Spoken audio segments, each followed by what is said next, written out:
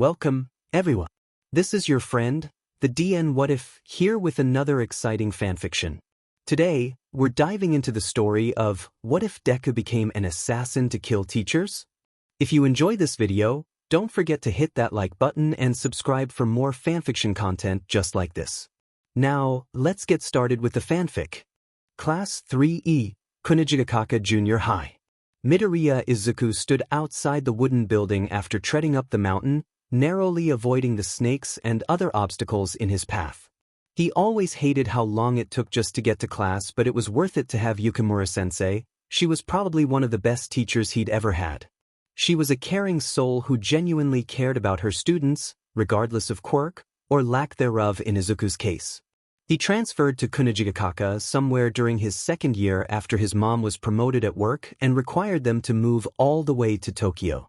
She had a friend who owed her a favor and got him an entrance exam to one of Japan's most prestigious schools. It's not to say he wasn't ecstatic to be attending, but he'd heard rumors about the education system being a little unfair. It's a miracle Izuku managed to pass exams like he did. It wasn't anything special, but it got him placed in Class 2D. The only reason he hadn't been placed in 2B or maybe even in 2A was because of his quirkless status. Principal Asano himself said that Izuku was on an incredibly thin line and any sort of mistake would result in him being thrown into Class 2E. It wasn't all that bad. Kids in his class tended to focus more on themselves than anyone else, so any sort of picking on was minimal. Izuku also got to make a friend, the first one in over 8 years. His name was Nagisa Shioda, a boy with long, light blue hair and kind of looked like a girl. Apparently he was in the same situation as him, not the quirkless bit, but he was dangerously close to being thrown into E-class. Nagisa didn't seem to care about Izuku's quirklessness. He didn't seem bothered about anyone's quirks, but he still refused to share his own. It bugged Izuku a little, but he wasn't going to push if it was clearly a sore subject for his new friend.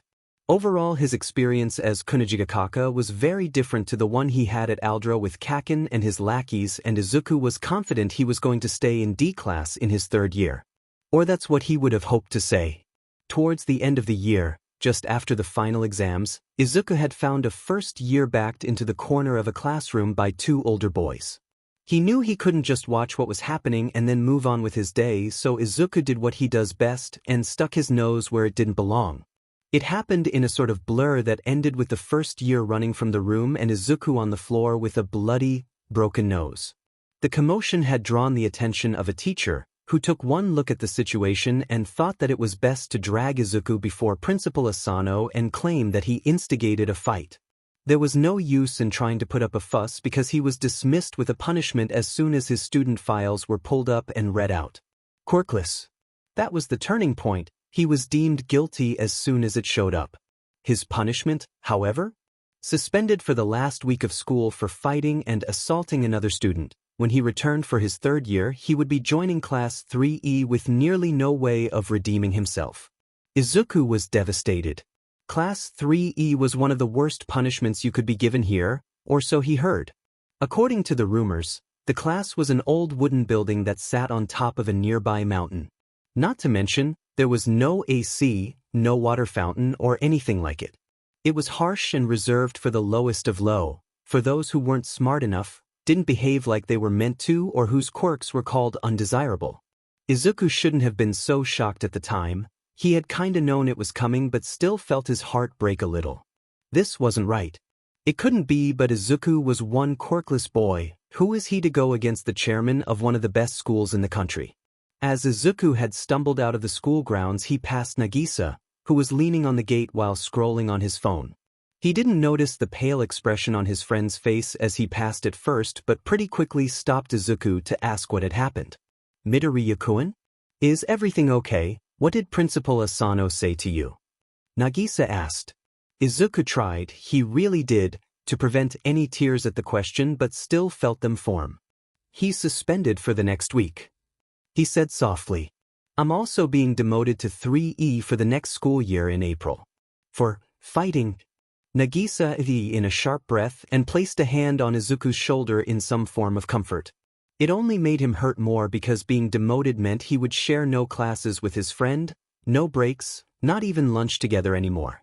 Izuku had only been here a couple months. How could everything turn so bad so quickly? Hey, it shouldn't be that bad, right? Nagisa tried to comfort. I hear the teacher isn't that bad. Despite the class she teaches, she's actually really nice. Not to mention, I have an old friend joining a little later into the year as well. Ah, really? Izuku sniffed. He remembered Nagisa mentioning a friend before but being split up because they were put in separate classes. Karma, if Izuku remembered correctly. Itasuki because it was stressful enough being the new kid, but also being sent down to the lowest class so soon was basically kicking him while he was already down. Yeah. I've mentioned you both to each other a couple times, so I'm sure he won't mind sticking around. He reassured. Izuku smiled at his friend's kindness. It wasn't often that someone like him got a lot of good when it came to schools, so to have someone looking out for him was a nice change. Nagisa continued to try to bring some form of comfort until they had to part ways at the station, giving each other a wave and a promise to text over the next few weeks. Nagisa was a good friend to Izuku, one he probably didn't deserve, but he wasn't about to look a gift horse in the mouth. Now the only thing Izuku would have to worry about was what to tell his mom when he got home. The next few weeks passed by a lot faster than he was hoping for. Before Izuku knew it, he was already packing his bags and waking up a lot earlier than normal in hopes of making it to school on time. He'd heard just how large the trek would be, and Izuku wasn't about to be the one who's late on his first day. It was also safe to say Izuku's mom wasn't very happy with the punishment dished out. She was considerate enough to hear him out, giving him a light scolding for not getting a teacher but ultimately praising his quick thinking and willingness to defend another student being hurt. Luckily the punishment at home was only extra chores and a lower curfew, which didn't really matter to him. It's not like he went out much anyway. Mom never took his phone away, which was good. It meant he could keep talking with Nagisa. Izuku had kept in touch with Nagisa, texting and calling whenever they both could about the upcoming year and how to prepare for it. It was no secret that Kunijigakaka really pushed the students in their third year. It's what gave them the reputation that they have.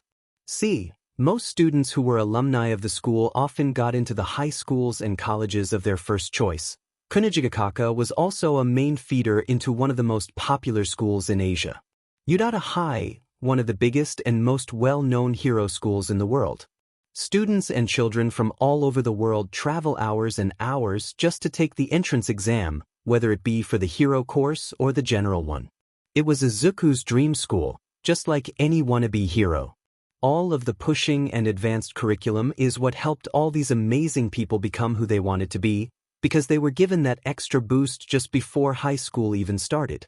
If you had Kunijigakaka on your resume, you were bumped up to the top of the hiring lists. It's also what made Izuku so nervous. Sure, he's managed to keep his grades up and decent, but this year was going to be significantly harder than the last. He had to prove himself worthy of his dream spot at U.A and of hopefully getting out of E-class.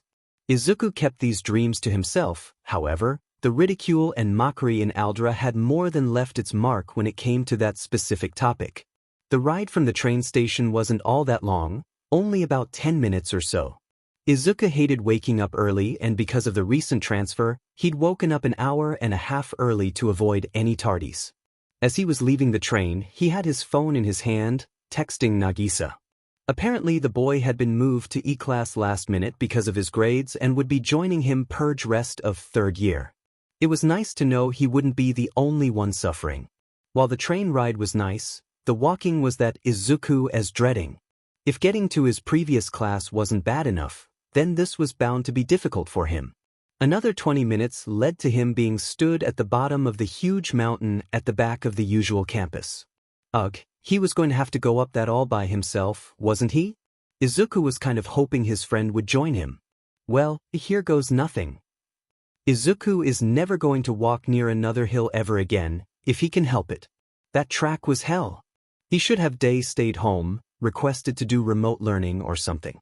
To think he would have to be doing this over the next year made him reconsider his want of an education. Was all this really worth it, the snakes and bees? Probably. Izuku was just being dramatic, but sue him. He's allowed to complain after walking up a mountain that big. His brooding and huffing was cut off by the sounds of bushes just behind him, making Izuku jump. Midori-kun! Nagisa shouted as he emerged. I'm so glad I found you. Man, that walk-up was something else, wasn't it? He smiled. Nagisa stretched himself out, rubbing his arms and pulling at his legs, probably trying to relieve them of the burn and ache in them. It sure was.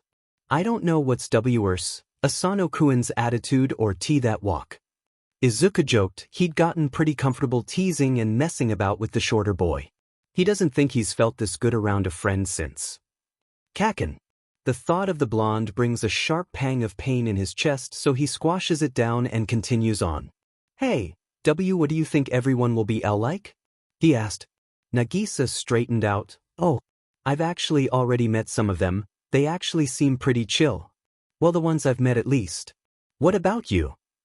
He tilted his head as they began walking to the wooden building. Have you met any of our new classmates yet? Izuku hadn't. He hadn't seen or hear anybody and was more focused on getting up the diamond path, so he made it to class. It would have been nice to get to know one of his new classmates before the class began, but there was nothing he could do about that. Izuku shook his head, no, as the answer to Nagisa's question. Ah, bummer. Don't worry, I'll just have to introduce you to them then. He promised with a wink that made Izuku giggle. You will. The pair walked in silence, comfortable enough just to enjoy each other's company. Turns out Izuku made the right call, getting up so early as it gave them both plenty of time to get to know some of their new classmates for the year. The bulging they were set up in was small, old, and made of wood. Honestly, he wouldn't be surprised if fell down before the end of the first week. Izuku sighed through his nose and readied himself for what was to come. He shouldn't be this nervous. Nagisa said that the others weren't all that bad, so Izuku should take his word for it. If they were also in E-class, then they'd all be in the same boat, right? They were all stuck in the same situation, so hopefully he'd be able to make friends through their shared struggle. 26 students sat in neat rows in a small classroom with their heads down, facing their desks. None of them moved, talked, or even breathed too loudly. Their faces were shadowed over as they waited for their teacher to arrive and start the day. There was a quiet squelching noise coming from the hall leading to the classroom, making its way down. Students gulped and took deep breaths at the anticipation surrounding them. The door opened and in walked a yellow octopus, wide grin and beady eyes set at the children. He was dressed in a red robe that was covered by a black jacket reaching the floor. His tie was short and was imprinted with a crescent moon. His head was large and bulbous, perfectly round, while long tentacles slithered around him. The creature placed an attendance book in his desk as he greeted the class. All right, children, let's get this thing started. Class monitor, if you could so kindly do the honors. Right. Nagisa said as he stood up from his desk. Ready, he commanded. Izuku and all his classmates stood up in an instant, weapons drawn and pointed at their teacher. He stood on unsteady knees as he held a Kodiak WK-180 gun in his hands and aimed it to the front of his class. It was a personal favorite of his, easy to use and light too. Silently he waited for his friend's go-ahead as he steeled himself for the chaos about to come. Aim. People adjusted their positions. Fire dash. Before the word was even fully out, the class let loose, firing away at will toward their target at front. Izuku replaced the thinning ammo with expert precision and speed before continuing to open fire at his teacher. It was loud, but not something he hadn't become accustomed to after doing this multiple times already. Bullets continued to rain down but were easily dodged at the man who was moving at Mach. Oh my, he exclaimed. Well, while you all get this out of your systems and tire yourselves, I'll begin taking attendance. Isegai, he called. Hi, sensei. Isegai responded. I'm sorry, but I'm having trouble hearing you over all the gunfire. Speak up please, Isegai. Hi, sensei. The boy gritted out, reloading his gun and firing again. Okajima? Hi, sensei. Okuda? Hi, sensei. By the time the teacher finished taking roll, the class had managed to wear themselves to exhaustion and stood with their hand on their knees, panting to catch their breath. Most of them started grumbling under their breaths about how unfair it was he could use his speed to dodge the bullets. Izuku couldn't help but share the sentiment as he fell back into his chair in disappointment. He knew it wasn't going to work, but it didn't make the failure feel any less painful, just like all the other times. The only one not complaining was their teacher, who just finished dodging 26 different guns being fired at him high speed while taking roll call. Excellent, all present and accounted for. No tardies, the teacher exclaimed, face turning red. He's fast. Nakamura complained. The whole class opened fire and he came out unharmed. Isegai added. Well, they weren't bound to be the perfect assassins, they were all only 14. Yep, it's true. They were all student assassins with their target, their teacher. Izuku gripped the gun a little harder as the man poked fun at them for their failed attempt on his life. His tentacles started moving about with every word he spoke. What's the lesson here then? Numbers are no substitute for skill. That even a toddler can pick up a gun and pull the trigger? I get that you all are trying to cast the net as widely as possible, so to speak, but the approach you took lacked creativity. He lectured. When your target is clocked at Mach 20, an assassin has to start thinking outside the box. Mahara scoffed. Right, Mach, there is no way that you managed to dodge all those bullets. He's got a point. Sugino defended. I mean, these little things are only BBs. For all we know, these have no effect on you too. The class murmured amongst themselves at the creature-teacher side. Izuku agreed with him. The teacher must have been hit at least once or twice and just doesn't want to take a hit to his pride. Collect the ammunition and bring it here, please. He asked. Okano provided him with a loaded gun full of the same BBs the class were just firing at him. As was explained before, these are anti-me BBs, harmless to you, but he aimed the gun at a tentacle and sit at it, only for it to be blown off and start writhing in the floor. Lethal to me. The class screamed at the sudden display and Izuku violently flinched back. These are able to split my cells like a knife through warm tofu, developed by your government for that express purpose. Of course, after a few seconds, the previously blown-off limb grew back with a bounce. I can regenerate good as new. A luxury you children don't have if you accidentally shoot an eye out. From now on, no more discharging guns in the classroom. Safety first. The yellow face became infected with green stripes. And good luck killing me before your graduation. You'll need it. He teased. Firearms and government-issued BBs away, please. Time for lessons to start. Kunijigakaka Junior High. Class 3E, the assassination classroom. The bell rings, another day begins. Third year had been better than Izuku expected so far. He'd made a couple friends in his class and actually liked his teacher. His best subject so far was quirk biology and theory. He was the best in his class, something Izuku never thought he'd say. Karma had yet to show up, however, but Nagisa said he was coming a little later and to give it a few weeks. The trek to class had also began to get easier over time. Sure, he was always out of breath by the time he made it to the top, but that was okay. Hopefully in a couple more months he'll be able to walk up it in no time. This year had been different so far. It had been better and Izuku felt at peace at school for once. Sure, Terasaka was a bit of an a-hole and Okajima was creepy when it came to girls, but all in all, it was a huge improvement from his last experiences. Though he should have known better. Nothing ever truly lasts forever. When the moon exploded, Izuku finally realized just how weak humanity was despite the new quirks they had. He realized that there would always be something out there that's more powerful than them all. The reports flooded the news for days, stretching on weeks. All anybody could talk about was who the mysterious villain behind it was and why they had yet to show themselves.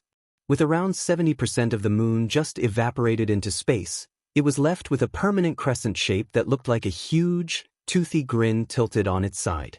There was mass panic all over the world as governments and heroes scrambled to keep peace and consider what the future consequences for humanity would be. It scared Izuku just how easy it was for this person to completely destroy the moon. It was also clear that his classmates weren't doing any better either. Kids like Isegai and Fua were a constant wreck, jumping at the slightest of sounds and always glancing out the window, while others such as Yoshida and Muramatsu had began to separate themselves.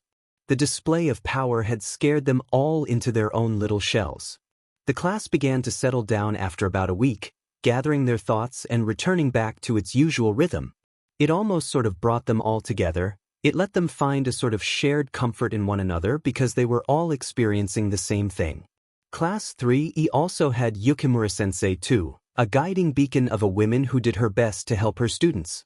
She stayed with them until one day she just didn't show up to class at all. They all waited and waited for her to appear and apologize for being late, but she never showed. Izuku honestly didn't know whether to be angry at her or not for leaving them when she knew how much her students depended on her for support. Students whispered, obviously, making up silly rumors regarding their teacher. It spanned from her winning a hell load of money to her being some super secret spy on an international mission in Hungary. Some of them were real eyebrow raisers.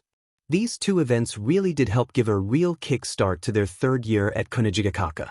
It all had come to a head about 3 weeks into the school year. It was another day, a new one that repeated the same events as the last. Climb the mountain, sit in their chairs, wait for a teacher that never shows, and go home to sleep. Nothing usually interrupted this routine. They didn't expect it to until that day. Everything started out fairly normal. Izuku was sat talking to Keano, who'd come to sit on his desk. Nothing else she wanted to do but talk. She was bored just like all of them. "Hey, Midoriya," she greeted as she made herself comfortable on the wood of his desk. "Hello, Keano," he said. Izuku got on well with the girl. She was uplifting and sweet, always having an opinion on something and up to any challenge put in her way.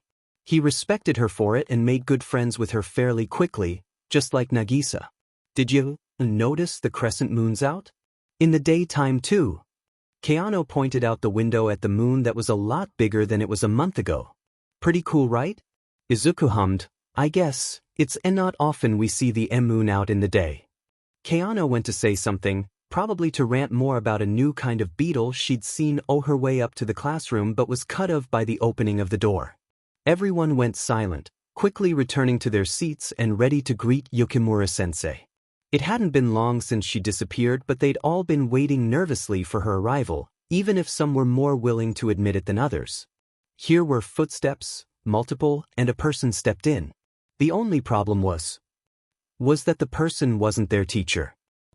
It was 3 people, one armed with a gun and all in clean, navy business suits. And something else. The real elephant in the room wasn't the loaded guns, but rather who or what those guns were pointed at.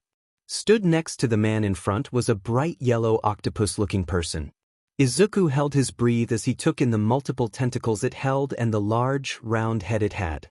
What creeped him out was also that grin, too many teeth and curling up just a little too much. Nobody spoke. It's not like they knew what to say exactly. Who would? In the end, however, it seemed to be the creature that was willing to break the silence. His voice wasn't really what Izuku expected. "Hello. How are you?" it asked.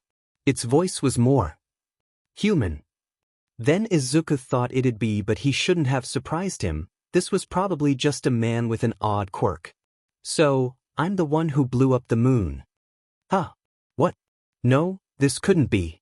It shouldn't. If the man who blew up the moon was really caught, then surely he would have been sent to the pits of Tartarus as soon as he could." Izuku began choking silently on his own spit at the admission. It was just a very crazy first introduction. You don't just introduce yourself with the biggest crime you've committed. The octopus seemed oblivious to the mental carnage caused. "Next year, though, I intend to do the very same thing with planet Earth. But never mind that now. I'm going to be your new teacher for the year," he revealed. "Isn't that just so exciting?" "Oh my lord," Izuku thought as he took everything in. There were so many things wrong with that one sentence alone. It seemed the sentiment was shared by his class too. Faces were slightly pale and he watched Nagisa turn back at him, looking just as confused as Izuku felt. It was definitely a strong first impression, to put it mildly. "So, I'm Karasuma Tadayami." One man introduced himself. He stood in the middle, next to their supposedly new teacher, and had clean, spiked, black hair and dark eyes. "I'm an agent from Japan's Ministry of Defense. Listen, what you all are about to hear is what we in the business like to call classified. It means you can't go sharing this kind of thing around, understood?" Izuku felt himself nodding along with the rest of his classmates, but his mind was elsewhere at the moment. Classified? Why would a branch of the government trust a group of 14-year-olds with something that was considered classifies? The man sighed and looked overall exhausted, bringing a hand up to rub the bridge of his nose. Ah hell, I'll just get it over with and say it. I'm going to need you to kill this thing for me. Karasuma pointed next to him. It's for the sake and betterment of humankind. As if Izuku's day couldn't get any worse. He must be dreaming because there is no universe where he'd be asked to kill by the government. They should at least be able to do this by themselves, not children. And Class 3E of all people, did the principal know about this? Sure, he hated E-Class, but he would never subject them all to this kind of thing. There was a bigger question nudging the back of his mind. Why throw this on a group of children and not the government itself? What about the heroes? It wasn't until multiple heads snapped in Izuku that he realized he'd said that out loud. Curse his bad habits. He even had the attention of the thing in the classroom, its grin only seeming to get wider as beady eyes bore down on the poor teenage boy. Why, what an excellent question, Midoriya. It chuckled as its tentacles kept flailing about. Izuku could only squeak and push himself away because it knew his name. Izuku hadn't given it before, so how the hell did it know his name? Well, the answer is quite simple really. It began as it started getting closer to Izuku. Excuse me, Mimura interrupted, drawing attention away from him. But how do we know this isn't just some joke? For all we know, this could be some made-up prank. If that's really the alien who blew up the moon. Ah, ba ba ba ba. The alien exclaimed, tentacles now flaring up more. I'll have everybody know that I am an Earthling, born and bred. Thank you very much. It exclaimed, so not an alien. It had to be a quirk then. But what could it be? Most definitely a mutant-type quirk then, if the tentacles and less humanoid appearance was anything to go off. Apart from the obvious, there wasn't really much else to the possible person. Izuku's hands itches for a notebook and pen to write down these thoughts. He wonders if there are any weaknesses. Every being has to have one weak spot minimum. Maybe there was something more hidden, more internal or mental maybe. A weakness designed to be purposely hidden and hard to find. Izuku knew Nagisa liked taking notes regarding quirks too, so maybe if they bumped heads then they could come up with something together. It was a long shot, but it was a possible solution. Karasuma cleared his throat to gather the attention back on him. I'm not really at liberty to discuss the nitty-gritty details about this, but let me say now that he's telling the truth. Well, if that wasn't worrying enough. His previous threat is all too real, and as of this coming March, Earth will be obliterated. Images of Earth being scattered to pieces crossed everyone's minds. It was only April, meaning they've only got just under a year to actually do this if they were going through with it. Hopefully they won't. They were children, how could they be expected to pull something like this off? Was there anyone else who knew about this, or was it just them? Apart from you, the only other people who are aware of this are world leaders. If word of this leaks out to the public, we'll have a widespread panic on our hands. Karasuma informed them, almost as if he was reading Izuku's mind. He must be killed and dealt with soon and with extreme prejudice. Karasuma reached into his gray blazer, retrieving something from an inside pocket. He gripped the object and pulled out a green knife with white writing down the blade. This means the U. He met all of their cautious gazes. Must become assassins. The knife he held was shot out to the person next to him. Not once did Karasuma break eye contact or falter in his words for just a second. Izuku straightened up. Assassins, they wanted him and his class to become assassins well enough trained to kill the man who blew up the moon. Izuku wanted to be a hero. There was no way on earth any self-respecting school was going to let him become a student if he was an assassin. The two in front moved around each other. Karasuma's moves smooth and efficient, but sides when the octopus moved faster than their eyes could keep up with. Karasuma twisted and turned while everyone's jaws dropped at the speed of this thing. He was fast enough to dodge the attacks of a trained professional and keeping that stupid grin on his face. Pressure in the room fluctuated and Izuku felt his curls move and flutter at the wind power created by the man's fast movements.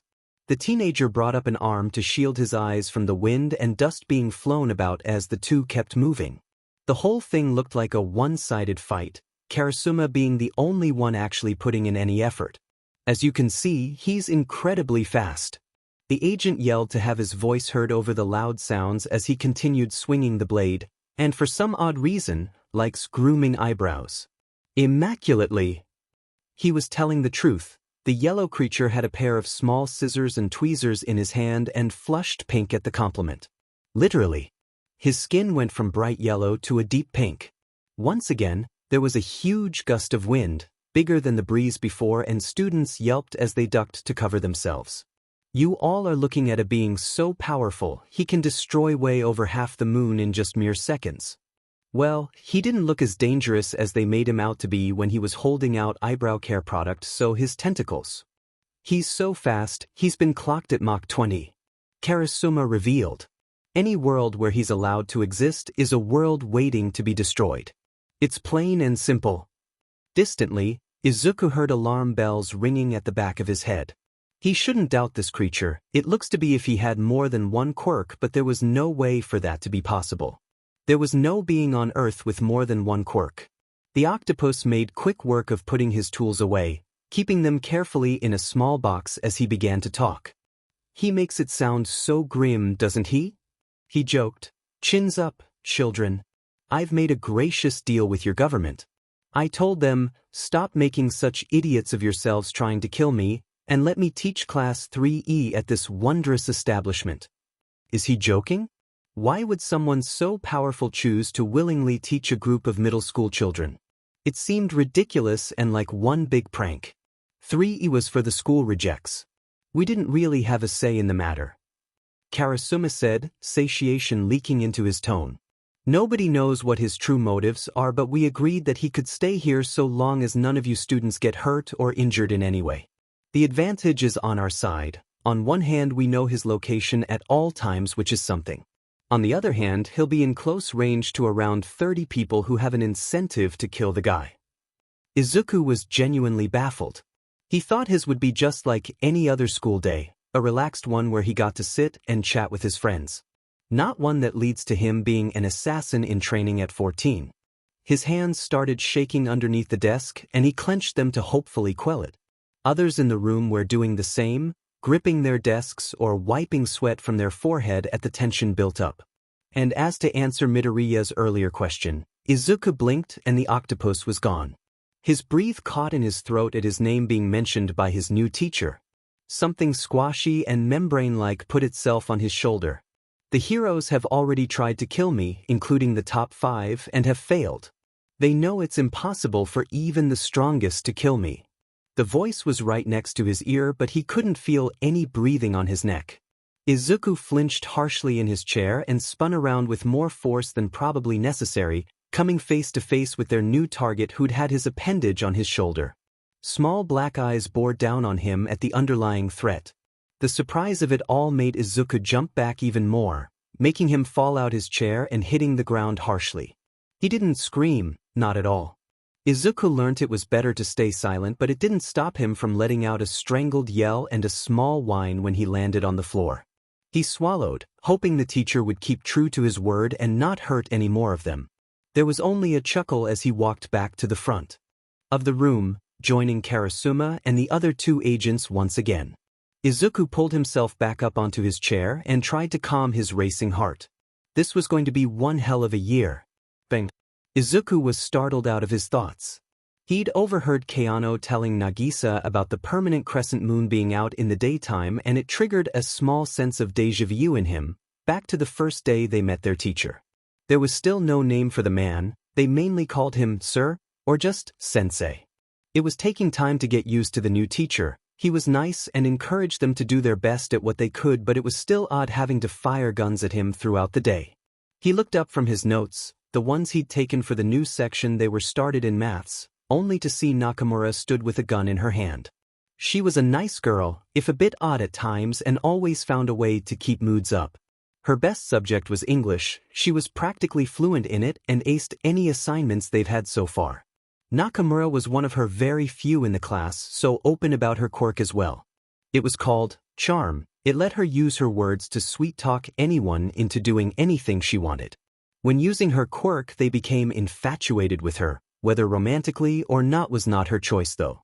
Nakamura had a way with words when it came down to it, even without using her quirk. The only way you'd know you weren't under her quirk was if you weren't making eye contact or touching skin to skin. She was definitely where the bullet came from then.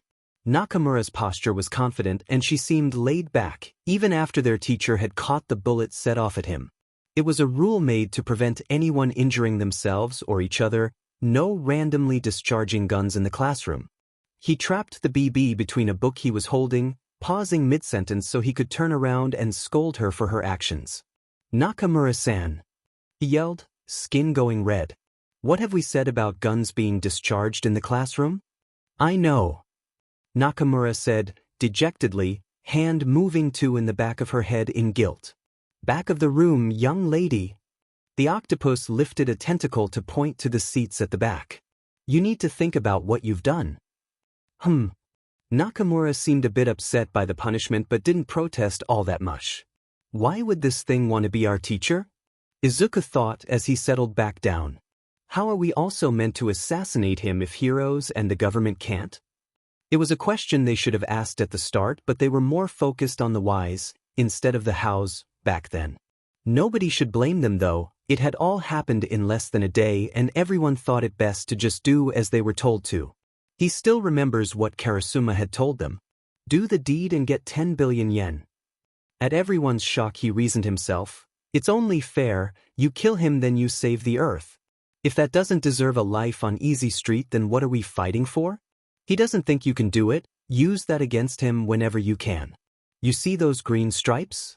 It means he's feeling arrogant and superior. We have some experience with it. Izuku looked again and Karasuma was right. The octopus had green strips going across his face and he was giggling. He was glad he'd grabbed a notebook a moment ago. Quickly he began writing the observation down. There was no doubt they would be seeing that face more as the year goes on. Truth be told, I'm not worried. He gloated, if the strongest in the world couldn't kill me, then how would a bunch of teenage students? After all, none of you have fighter jets or tanks, though the fighter jets are fairly hard to clean. Izuku could imagine it now. The yellow man sat on top of a moving, high-speed fighter jet with a rag in hand and wiping away any dirt or grime he saw.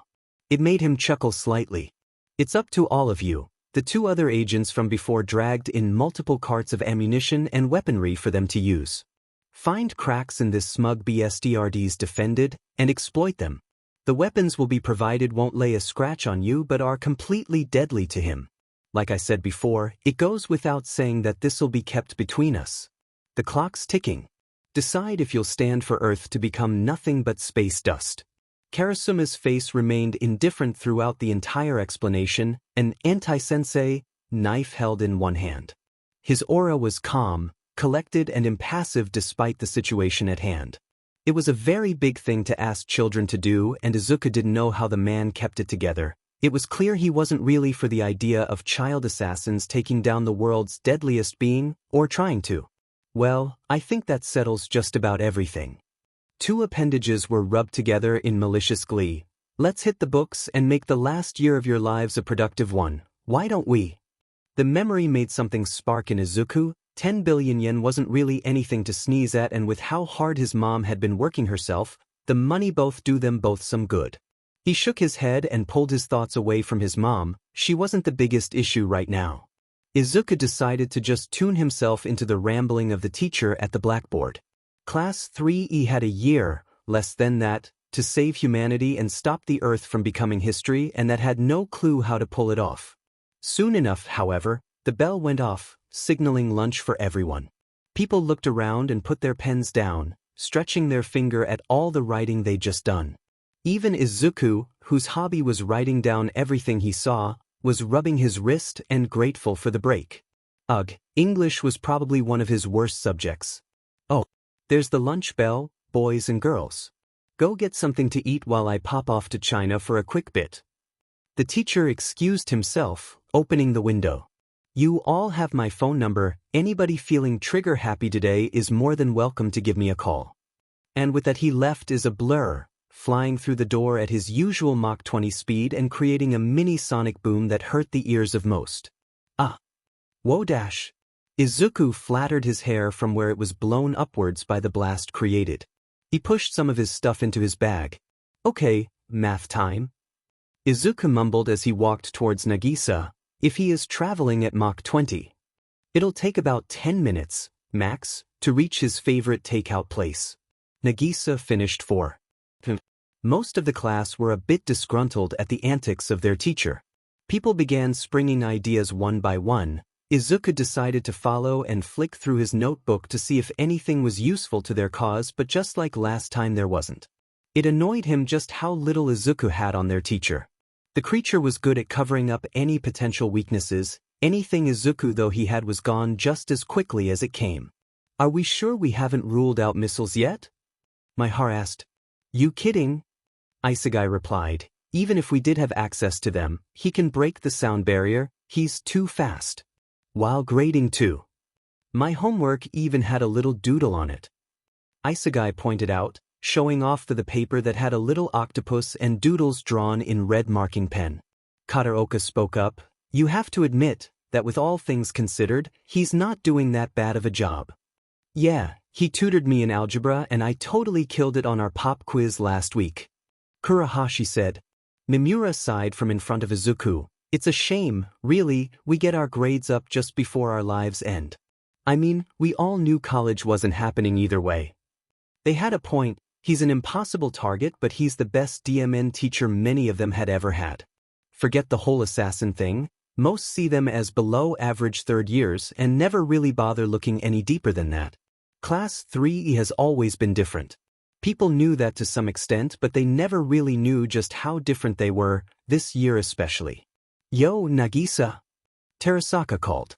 Look alive, little man. I think it's time we put our money where our mouth is and get this over and done with. The blue-haired boy nodded at the three. Izuku felt his gut twist slightly. Terasaka was like Kunijigakaka's Kaken. He was mean and rough and enjoyed pushing people about. His quirk was no secret either, durability. It was a fairly strong quirk. He could strengthen the barriers of his skin, giving it a rough texture that reminded Izuku of rubber. The taller boy always bragged that his skin was tough enough to beat bullets of almost any kind. The fact he was so confident about that made Izuku wonder how he found that little thing out. Nagisa. Izuku began to call out, putting a hand on his shoulder only for it to get lightly pushed off. Don't worry about me, Midoriya. Nagisa reassured, I'll be back before you know I'm gone. He winked, just like he always did when he was sure of what he was doing. Normally Izuku would be comforted a little by it, but the way he said it and the look in his eyes told him that something was going to happen. Something Izuku couldn't intervene with. Nagisa left the room with Terasaka, Yoshida and Muramatsu, leaving Midoriya behind with a concerned look on his face. He hated making his friend worry about him so much, but if Terasaka really had a plan to take their teacher down, Nagisa couldn't turn down the offer to help. He found himself sat on the steps just outside the classroom with the other three, ready to talk weaknesses and business. So, Terasaka started, we know that the octopus's face changes color depending on his mood. You've been keeping track like I asked, haven't you? Hit me with what you've got. He demanded. You got it. Nagisa pulled out a small notepad from one of his inner pockets.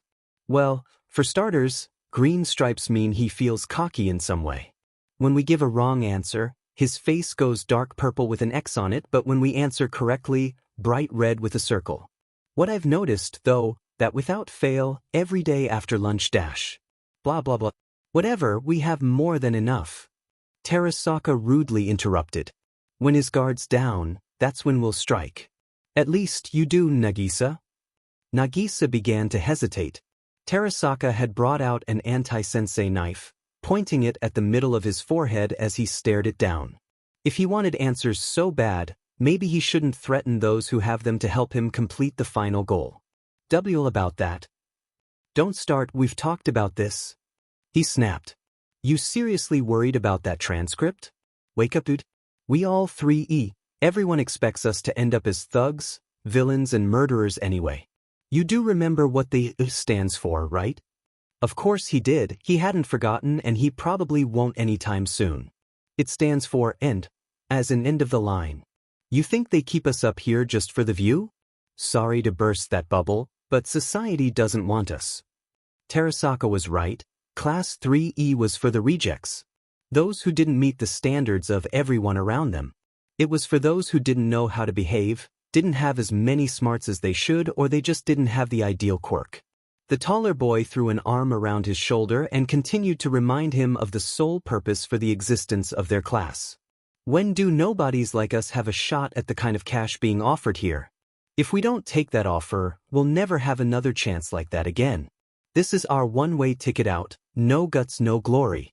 Let this be your moment to shine. Man up, make a name for yourself, huh? He pulled out a small bag, one that rattled as it landed in Nagisa's hands. Best of luck, try not to blow it.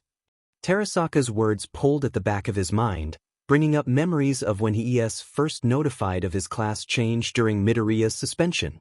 People were cruel. They exiled him, seemed disgusted to know him the minute he received the notice. His friends removed his contact details and made a point to stay away from him, not wanting people to see them with a future E-class member. Nagisa gulped as he stared down at the bag again. What was it that was said? No guts, no glory. The brooding was cut off by a whistling noise in front of him, coming down from the sky. It only took a couple of seconds for his teacher to land a few feet away from him, nearly knocking Nagisa off his feet and making him turn to cover himself from the dust and dirt. It took a couple seconds, but quickly enough, Nagisa registered the small missile held in his teacher's tentacles. Hello, I'm back. He greeted. Okay. Nagisa said, dumbly. Hi, Sense. So what's with the missile you've got there? He asked, sneaking one hand behind his back to the small bag in it. He was still genuinely confused about the whole weapon thing. The man only went to China for food. Ah, it's a small souvenir from a strike force that tried to attack me over the Sea of Japan. The creature said it so casually, like it was an everyday thing. Knowing the guy, it probably was. It must get lonely spending life in the crosshairs. Quite the opposite, actually. Reminds me of just how amazing I am. He stated proudly. Now, inside for 5th PRD, Nagisa. And with that the teacher walked off, leaving him alone again. Sure. Nagisa whispered. There was no denying he is amazing, confident, capable, powerful enough to make people stand up and take notice. Even if they are trying to kill him. He's everything Nagisa wasn't and would never be, no matter how hard he tries nor the amount of chances he'd be given. All he could hear was his own heartbeat as he stood on the yard, staring down at the grass. Nagisa didn't really take note on his surroundings. He gripped the white string on the bag he held tighter. I can do this. He thought, I have an advantage, I'm as invisible to him as I am to everyone else. And Nagisa would be dead if he wouldn't put that to use. The class found their seats as everyone started getting ready for 5th PRD. Japanese wasn't Izuku's best subject, but it was certainly far from his worst. He couldn't really bring himself to concentrate on the teacher's words, he was too concerned for Nagisa. The boy had come in long after the other three did, but when he entered Izuku saw no signs of bruises or injuries, so his worst fears were quickly soothed. Nagisa, however, had still been more quiet than usual. What they were discussing, Izuku would never know because no matter how worried he was for his friend, he would never eavesdrop on a clearly private conversation. Nagisa had a dark look over his eyes, a resigned one that practically screamed what he was going to do was probably dangerous and would get him or someone hurt in some way. Izuku didn't like it but stayed quiet. And for your assignment this afternoon, you'll be composing a short poem that ends with the line, was tentacles all along. Huh. The class said in unison. Izuku blinked at the slight stupidity in it, but what else should he have expected? This was their octopus teacher after all. He didn't really know how that would work out. Writing a poem would have been easy, but how was he meant to connect it to tentacles? It made no sense. Excuse me, sir, really? Kenzaki asked. Really? He confirmed. And when you've completed this, kindly bring it forward. You will be graded on your creativity, grammar, and overall beauty of expression. The example he gave was almost as confusing as the actual assignment itself. It showed that Izuku wasn't the only one a bit baffled at the request, as Isegai sighed. Yeah, because that makes a whole lot of sense. He mumbled into his palm. You may leave when you are finished. The teacher said. Was Sensei really going to keep them all there until they finished? Izuku knew that he cared for his students' well-being and grades. He never pushed them too far, but their likelihood of him keeping his promise of holding them back was all too real. Just like his other promise. But Sensei was tentacles all along. Izuku began. Should get those little minds of yours firing with creative ideas. He softly cut in. It'll also get your imagination running. He started making silly noises while waving his tentacles about. It reminded Izuku of an excited child who didn't really know how to talk yet. He would have laughed if he wasn't fed up with everything right now. Maihara was the first to snap. Would you please knock that off? The teacher started turning pink. Sir? Question. Keanu grabbed his attention. Do we always have to call you sir? You haven't given us your name or anything. I think you need one. She said matter-of-factly. She had a point. It was getting annoying calling him sensei or sir or even the octopus. Izuku had been meaning to ask for a while but hadn't known how to bring it up. It's kinda awkward if we don't call you anything, right? Well now. He hesitated.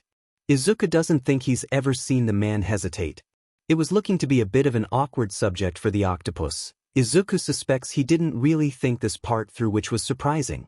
Their teacher always had a plan for any situation, no matter how obscure or vague it was. He had a solution. Watching him fumble for an answer was new to Izuku. Maybe it was beside he was put on the spot. He should add that to potential weaknesses. Pretty big oversight if you ask me. Sugino set out the corner of his mouth to Izuku, who was sat to his right. The two often talked between classes because they were sat right next to each other and got on fairly well. Sounds like it. Izuku replied. Well, trouble is I don't have the kind of name you just give out to people. He scratched his head. Why not pick one for me? He suggested. As if this lesson couldn't get any more confusing, he had to go and say something like that. His wording implied that he did have a name, he just didn't want to share it with them. And asking them to choose one for him was basically asking for trouble. It's nice to know that he trusted them to pick something sensible, but Izuku's sweat dropped at the looks on a couple of his classmates' faces. There was no way this was going to go well. The answer still seemed to satisfy Keanu. Okay. Wonderful. I'll just rest right here while you get on with your work. Sensei sat down on a chair in front of the classroom. His skin turned a lighter shade of pink, different from the one he used when he was embarrassed, and he seemed a bit less focused than usual. His arms were crossed in front and he leant back in his chair, gazing off somewhere. Izuku noticed this usually happened after lunch or just after he eats. Another potential weakness? Before Izuku could dwell on it any longer, Nagisa stood up with his book in hand. He caught a small glimpse of something hiding underneath but couldn't be sure what it really was. The look on his face scared him. He looked too determined for just finishing the work, and the way he walked was too stiff, not that their teacher noticed. Seems the muse favors Nagisa today, he said. At the back of the room, Terasaka smirked as he watched the short boy move forward towards the front. Izuku didn't miss this, nor did he miss the green anti-sensei knife hidden behind the book. An assassination attempt then. That must have been why Nagisa was so nervous, but what did that have to do with the other boy at the back? There must have been some other motive or plan. There has to have been, and Izuku was calling. Nagisa's steps sounded more heavy than they probably were, and he looked as if he was walking to his death sentence. Sensei was not as sharp as usual right now, so the odds fell into the other's favor a little more. That didn't mean he'd succeed though. None of their attempts had so far. Izuku hadn't tried to kill his teacher alone yet. He didn't have a quirk to back himself up or defend him just like the others did. All eyes were on the walking boy. It clicked. Izuku realized what Nagisa was about to do. This wasn't just some spur-of-the-moment thing. It was planned. He knew this because of an almost offhand comment made a few days ago. Every day after lunch, without fail, he gets sleepy. He told Izuku. I can tell he checks out when his skin goes pink. Keanu's earlier question must have thrown him off. He was distracted.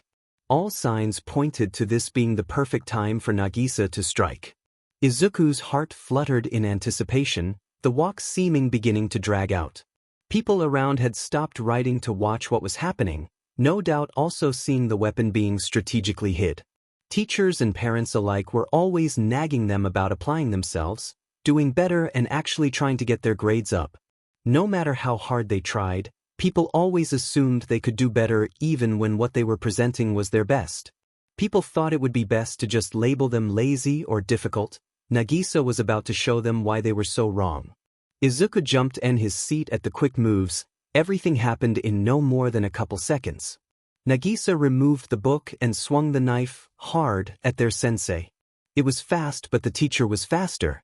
He moved and caught the knife before anyone could really think about it, using one tentacle to hold the arm with the knife and another to use a cloth to take the knife away from Nagisa. It was a good attempt, but one that didn't work. Now, Nagisa. What did I say about thinking outside the box? He chastised before removing the weapon from the child's hand. The octopus had started fading into his usual shade of yellow before Nagisa leapt at him, wrapping two arms around his neck. Here goes nothing, Nagisa thought. Nagisa had his back turned to Izuku, so Izuku couldn't really see what was going on, but his eyes caught on something around his friend's neck. Nagisa didn't really wear jewelry, not that he knew of anyway, and it looked more like a string rather than a chain, so it left Izuku wondering what it actually was. There was also something heavy on the end of it, a small green and silver-looking piece of metal. Izuku's eyes widened and he shot up in his chair. That was a grenade. There was a bomb around his friend's throat. Nagisa dash! Izuku yelled but was cut off by a loud explosion. Before he could process anything, Izuku had to shield his face away from the thousands of mini BBs being tossed everywhere and from the smoke in the wake of the explosion. There was screaming, a lot of it coming from his classmates and even possibly him, but Izuku didn't care because tears welled up in his eyes when he realized Nagisa had just bombed himself in order to assassinate their teacher. Izuku's first real friend in a long time had most likely just gotten himself killed in order to complete a thought-out assassination attempt. His mind, though, back to just a few seconds ago, Terasaka was now holding a button. One that looked strangely like a detonator. Oh, Izuku was going to kill him. There is no way that boy made Nagisa a suicide bomber just so he could get the cash prize. The dust settled so quickly after the chaos was over. Oh yeah! Terasaka yelled from where he stood up. We did it! Muramatsu cried. We got him! Yoshida celebrated. There was a small whimper from Keano, but Izuku could only stare with wide eyes at the scene before him. Izuku was absolutely sad. While those three were busy celebrating their success, the rest of the class began yelling at them. It was only fair. They might have gotten their teacher, but they traded the life of another student for it. One of their friends. You jerks! Isugai yelled. What the hell did you do? Maihara demanded. Terasaka crouched down to the blackened body on the floor. Bet you never saw a suicide bomber coming, do you? He teased.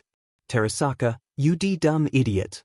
Izuku cried, furiously rubbing at the tears forming. People went quiet. Izuku wasn't one to raise his voice at anyone. What the hell did you make Nagisa do?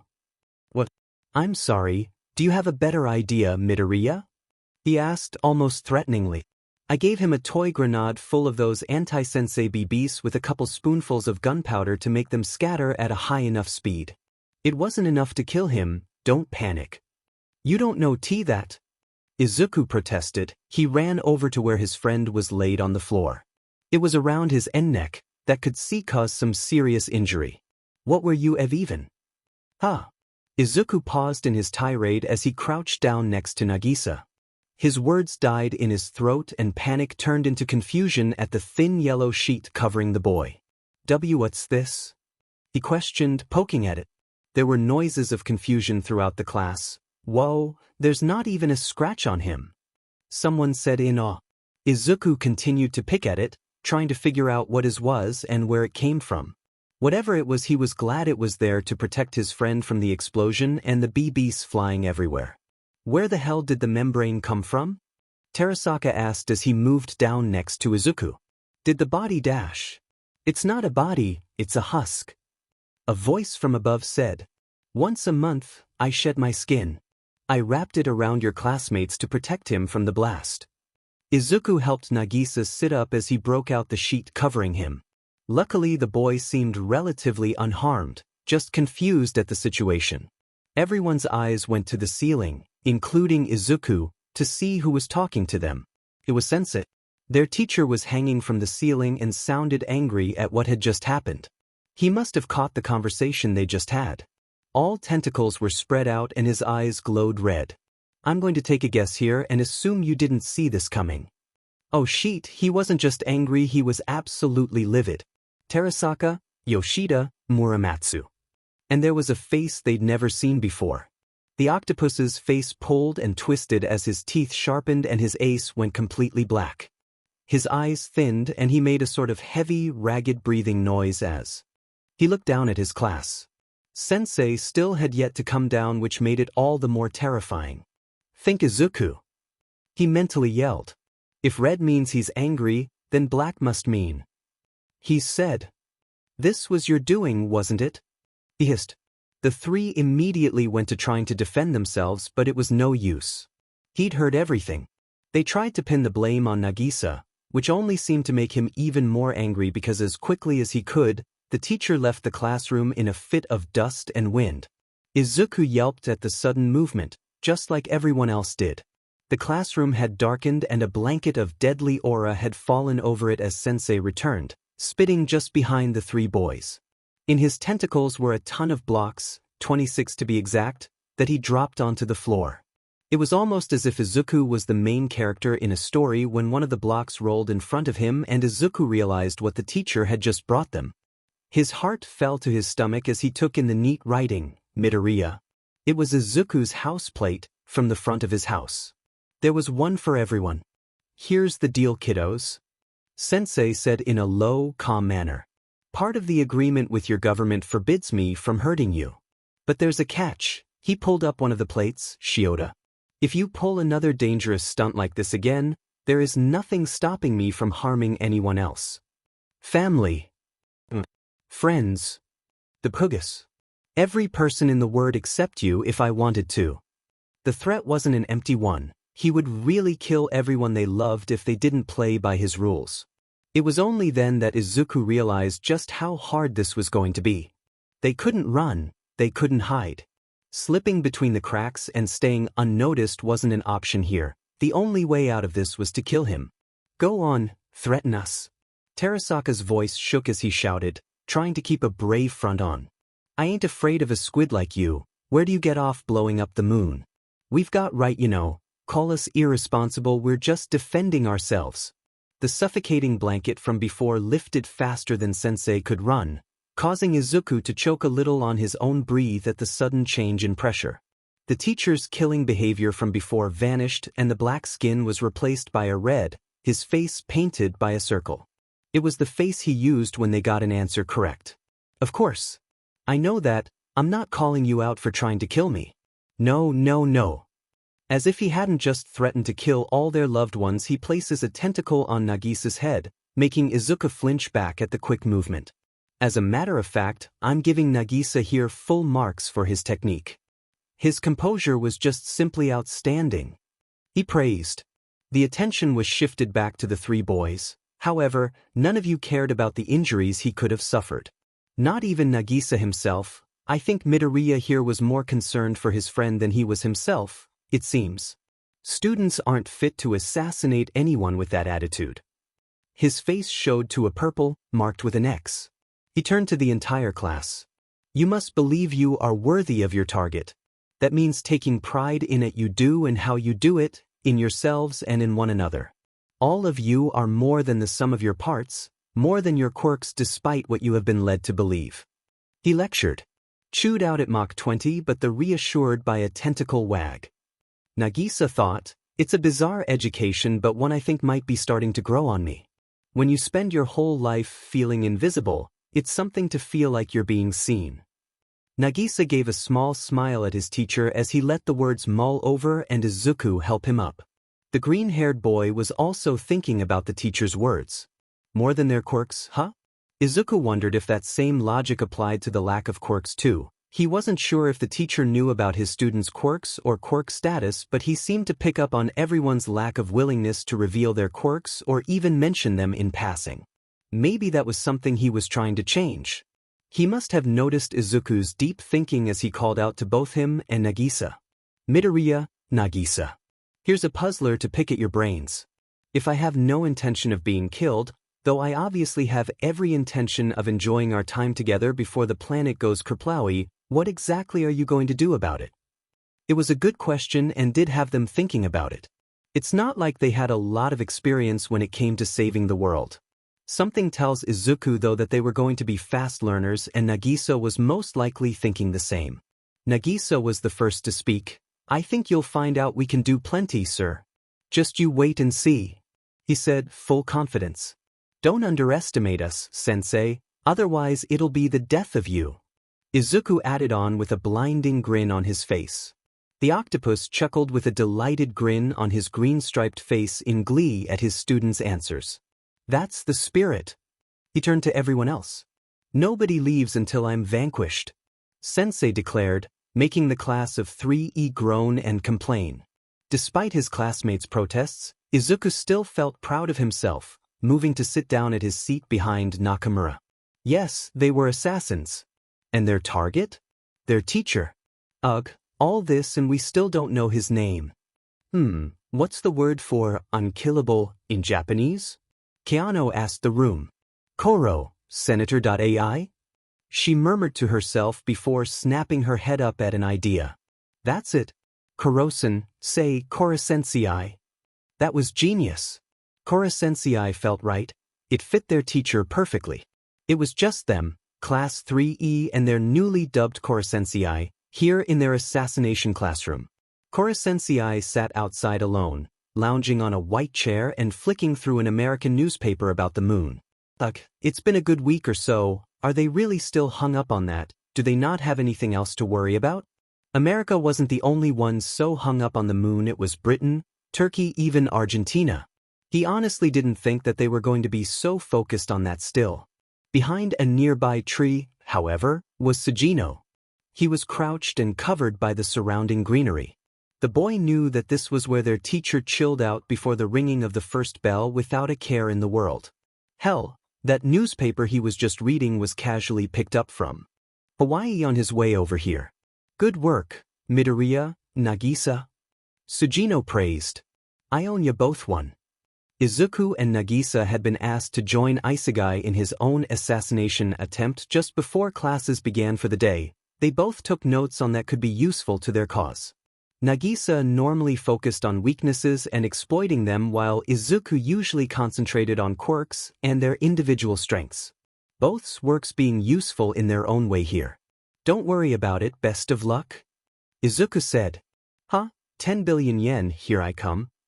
Izuku and Nagisa both flights to hide a little more so Air Friend could get a good positioning and proper growing stance. Sugino loved baseball. Before he joined E-Class he was the Kunijikaka baseball team. Unfortunately, because of their class's reputation, he was forced to quit the team. E-Class wasn't allowed to join any sports-related teams or any team at all for that matter. It's a shame too. Sugino's quirk was perfect for the sport. It was called perception. He could zoom in on anything and perceive it however his wants. Sugino saw things in very fine detail, noticing the smallest details that nobody else could. It worked well for baseball because it helped him focus when throwing the ball. It's why he was as precise as he was. Izuku smiled as Sugino lined up his shot and prepared to throw. The ball was laced with the anti-sensei BBs they were given, so if the ball hurt him, it could do some pretty rough damage. The boy had an accurate throw and he took that into consideration, asking Izuku for any tips. While, with Koro-sensei, the odds were never really going to be in their favor, Izuku would say this is actually one of the more decent attempts they've had so far. Sugino raised his arm and threw the ball with all he had, aiming right at the head of their teacher. It was going to be a dead hit. Izuku felt a grin on his face as the ball soared through the air. Just when they thought it was going to hit though, Koro-sensei disappeared. Gone nowhere to be seen. The three boys could have groaned and complained if they hadn't been interrupted. Top of the morning, Tia. Koro-sensei greeted from behind them. The man startled the three students while waving at them. Could nothing ever work with this guy? You know, it's usually considered polite to reply. He prompted. Sugino was stuck looking between the white chair their teacher was sat in not 2 seconds ago, newspapers flying to the floor, and the place he was now stood in, greeting them as if he'd been there the whole time. Who knows, with what he could do he probably was. Yes sir, sorry sir. Nagisa was the first to say. Good morning sir. Alright, good morning, sensei. Izuku followed. Kora-sensei picked up the baseball that Sugino threw at him with a white cloth, turning it every which way to inspect it. He hummed in thought as he looked over what was their assassination attempt. A baseball lined with anti-me BBs? Creative. He praised. Points for method of choosing a quieter attempt than a gun. Unfortunately for you, once the weapon was airborne, I had nothing but time. Kora-sensei explained. More than enough time to organize a defensive maneuver. One quick trip to the gym supply cupboard and I had a handy solution. Kora-sensei showed off the baseball glove he'd grabbed from the supply cupboard. No pun intended, of course. He giggled. Tick-tock, kiddos. Graduation is going to be here before you know it. Now, to homeroom if you would please. He began walking away, leaving Sugino with a disappointing expression. Yes, sir. The boy said dejectedly. Izuku and Nagisa both turned to look at him. Damn it. Well, so much for my fastball. Big shock there, I guess. Hey, it was a good throw. Nagisa tried to comfort, but Sugino only sighed heavily. Izuku didn't really know what to say. He kind of knew it wouldn't work, but it was a good attempt. The three walked to homeroom in silence, not sharing so much as a thought with each other. This was going to be an extremely long year. Kora-sensei stood at the front with a book in hand, reading from it as he wrote notes on the blackboard behind him. Izuku wasn't paying attention though. He was trying to gather the facts of what they knew about the guy. He vaporized 70% of the moon and plans to destroy Earth in March. Everyone knew he could do it, but the real problem was how they could stop him. And for some reason, before he ends the entire world, he wants to teach a group of last-chance junior high kids at an extremely prestigious school. It was clear that the Ministry of Defense was quick to jump on their chance and make something out of the situation, giving them the mission to kill their teacher to save the planet. The crazy amount of reward money was the only reason they were on board. 10 billion kind of crazy. Hey, Nagisa, Keanu whispered, I heard you, Midoriya and Sugino's plan didn't work out this morning. They both turned around to face the boy, and Izuku looked next to him to see the boy in question sulking at his table. It seemed it really bothered him. What's he so upset about? It's not like any of us could do any better. They decided to name their teacher Kora-sensei, a play on the Japanese word for unkillable, Kora-sen.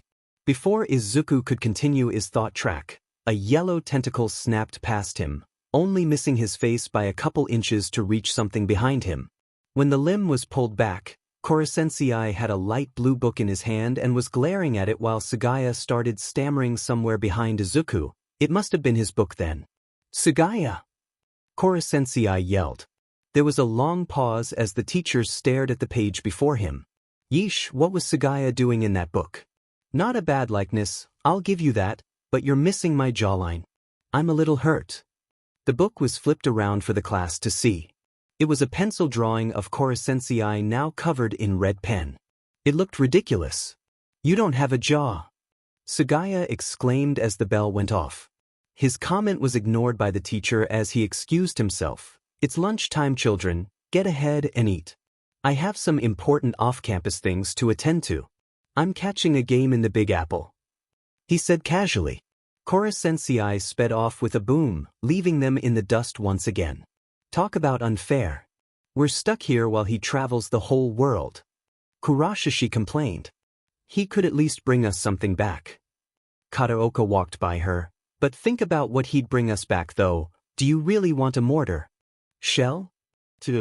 Maybe he could bring us back some of that greasy food from those trucks in New York. Izuku suggested. He always wanted to try food like that but has never had the chance to fly out of Japan. It's not like he has to sneak them through customs or anything. Oh man, New York blondes. Okajima drooled. Can you imagine if one came with him as a transfer student? Izuku and Nagisa packed their things and went to head out for lunch. It was a bit upsetting that Kora-sensei got to go anywhere he wanted, but they were stuck in their respective cities in Japan. The man could choose to go to a country in the other side of the planet just for fun. Both of the boys were stopped in their path by Karasuma, who'd just come through the door. Oh, Mr. Karasuma. Isegai said. Children, any progress on killing the target so far? Karasuma asked, straight to business as always. Define progress. Nagisa drew out. The class faced away from the agent, looking ashamed that any attempt they made so far had been extremely unsuccessful in many different ways. It had bummed them all that it was so easy for the man to foil and plans they worked really hard in. Izuka hadn't really tried himself yet but had helped many of his classmates with theirs. Yo, this is E-class. Hazama said, it hasn't been that long, you've really gotta lower your expectations of us. She stated it was true. Karasuma really shouldn't expect much from them, or anything at all. It was ridiculous to assume that they could go up against someone as powerful as Korosensei. With all due respect, sir, he's too quick. Izuku explained. Like so quick, we can't even see him sometimes. Mimura backed up, laying his head on the desk. You said it yourself, he tops out at Mach 20. How are we meant to beat that? I'm not sure, but you kids better figure it out. Karasuma commanded. Seriously, you all are our only hope. He teaches willingly, putting himself in your line of fire by choice. If we allow that creature to live, Earth will be done for by the time March arrives. In case you need a reminder of his power, take a look at our moon. Or what's left of it. In short, we can't take him lightly because he's too dangerous. This class is the only thing standing between him and mankind. Izuku grimaced at the words. When you give a group of misfits and outcasts a chance to play hero, things get interesting very quickly.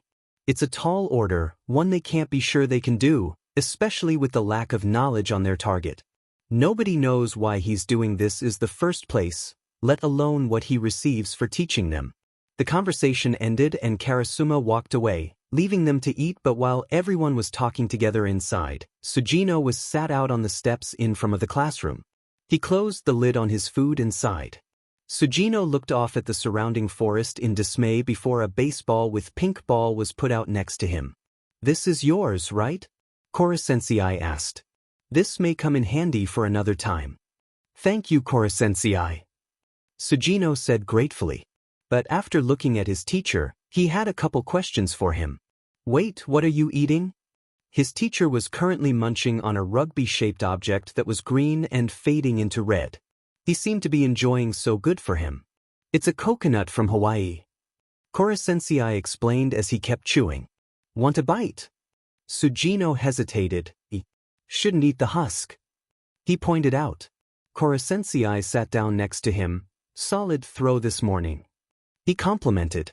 Sugino huffed and tossed the ball up and down. Yeah, right, says the guy who could throw a ball 10 times further and faster on accident than I would ever be able to on purpose. Are you on a team? Used to be. Sugino admitted. They, kicked me off. School teams are only for D class and above. The only reason we are here is to get our grades back up or correct our behavior. Extracurricular activities only distract us from that. Sound like discrimination to me. Korosensei nudged him to keep talking. I was going to get booted either way, you saw my pitch. I never struck anyone out, I was too slow and ended up bench warming most of the season. I was too depressed by my failure, my grades took a massive hit. It's why they sent me off to the mountain. Sugino, may I give a friendly piece of advice? He cut into his self-loathing, leaning in closer. Korosensei's grin only got wider. Izuku was worried about Sugino. Ever since this morning he'd been quiet, keeping to himself, which was unusual for the boy. During lunch he was nowhere to be seen, which was concerning enough in itself, so he decided to go with Nagisa to see where Sugino was. He couldn't have gone far, the forest was pretty big and E-class wasn't allowed on main campus with all the other students. Before they were going to hunt their friend down, the two boys had some work to turn in from earlier that day. It was just some simple physics sheets that was set as homework, so they needed to hand it in to Korosensei. The pair walked out the classroom and down the hall, chatting with each other about their observations on the teacher, but was stopped when they caught a glimpse of something out the window. It was Sugino. He was sat out on the steps talking to their teacher with his head down. Weird, what would they have to be talking about? Nagisa and Izuku shared a small look of confusion, flicking through the possibilities of what was going on.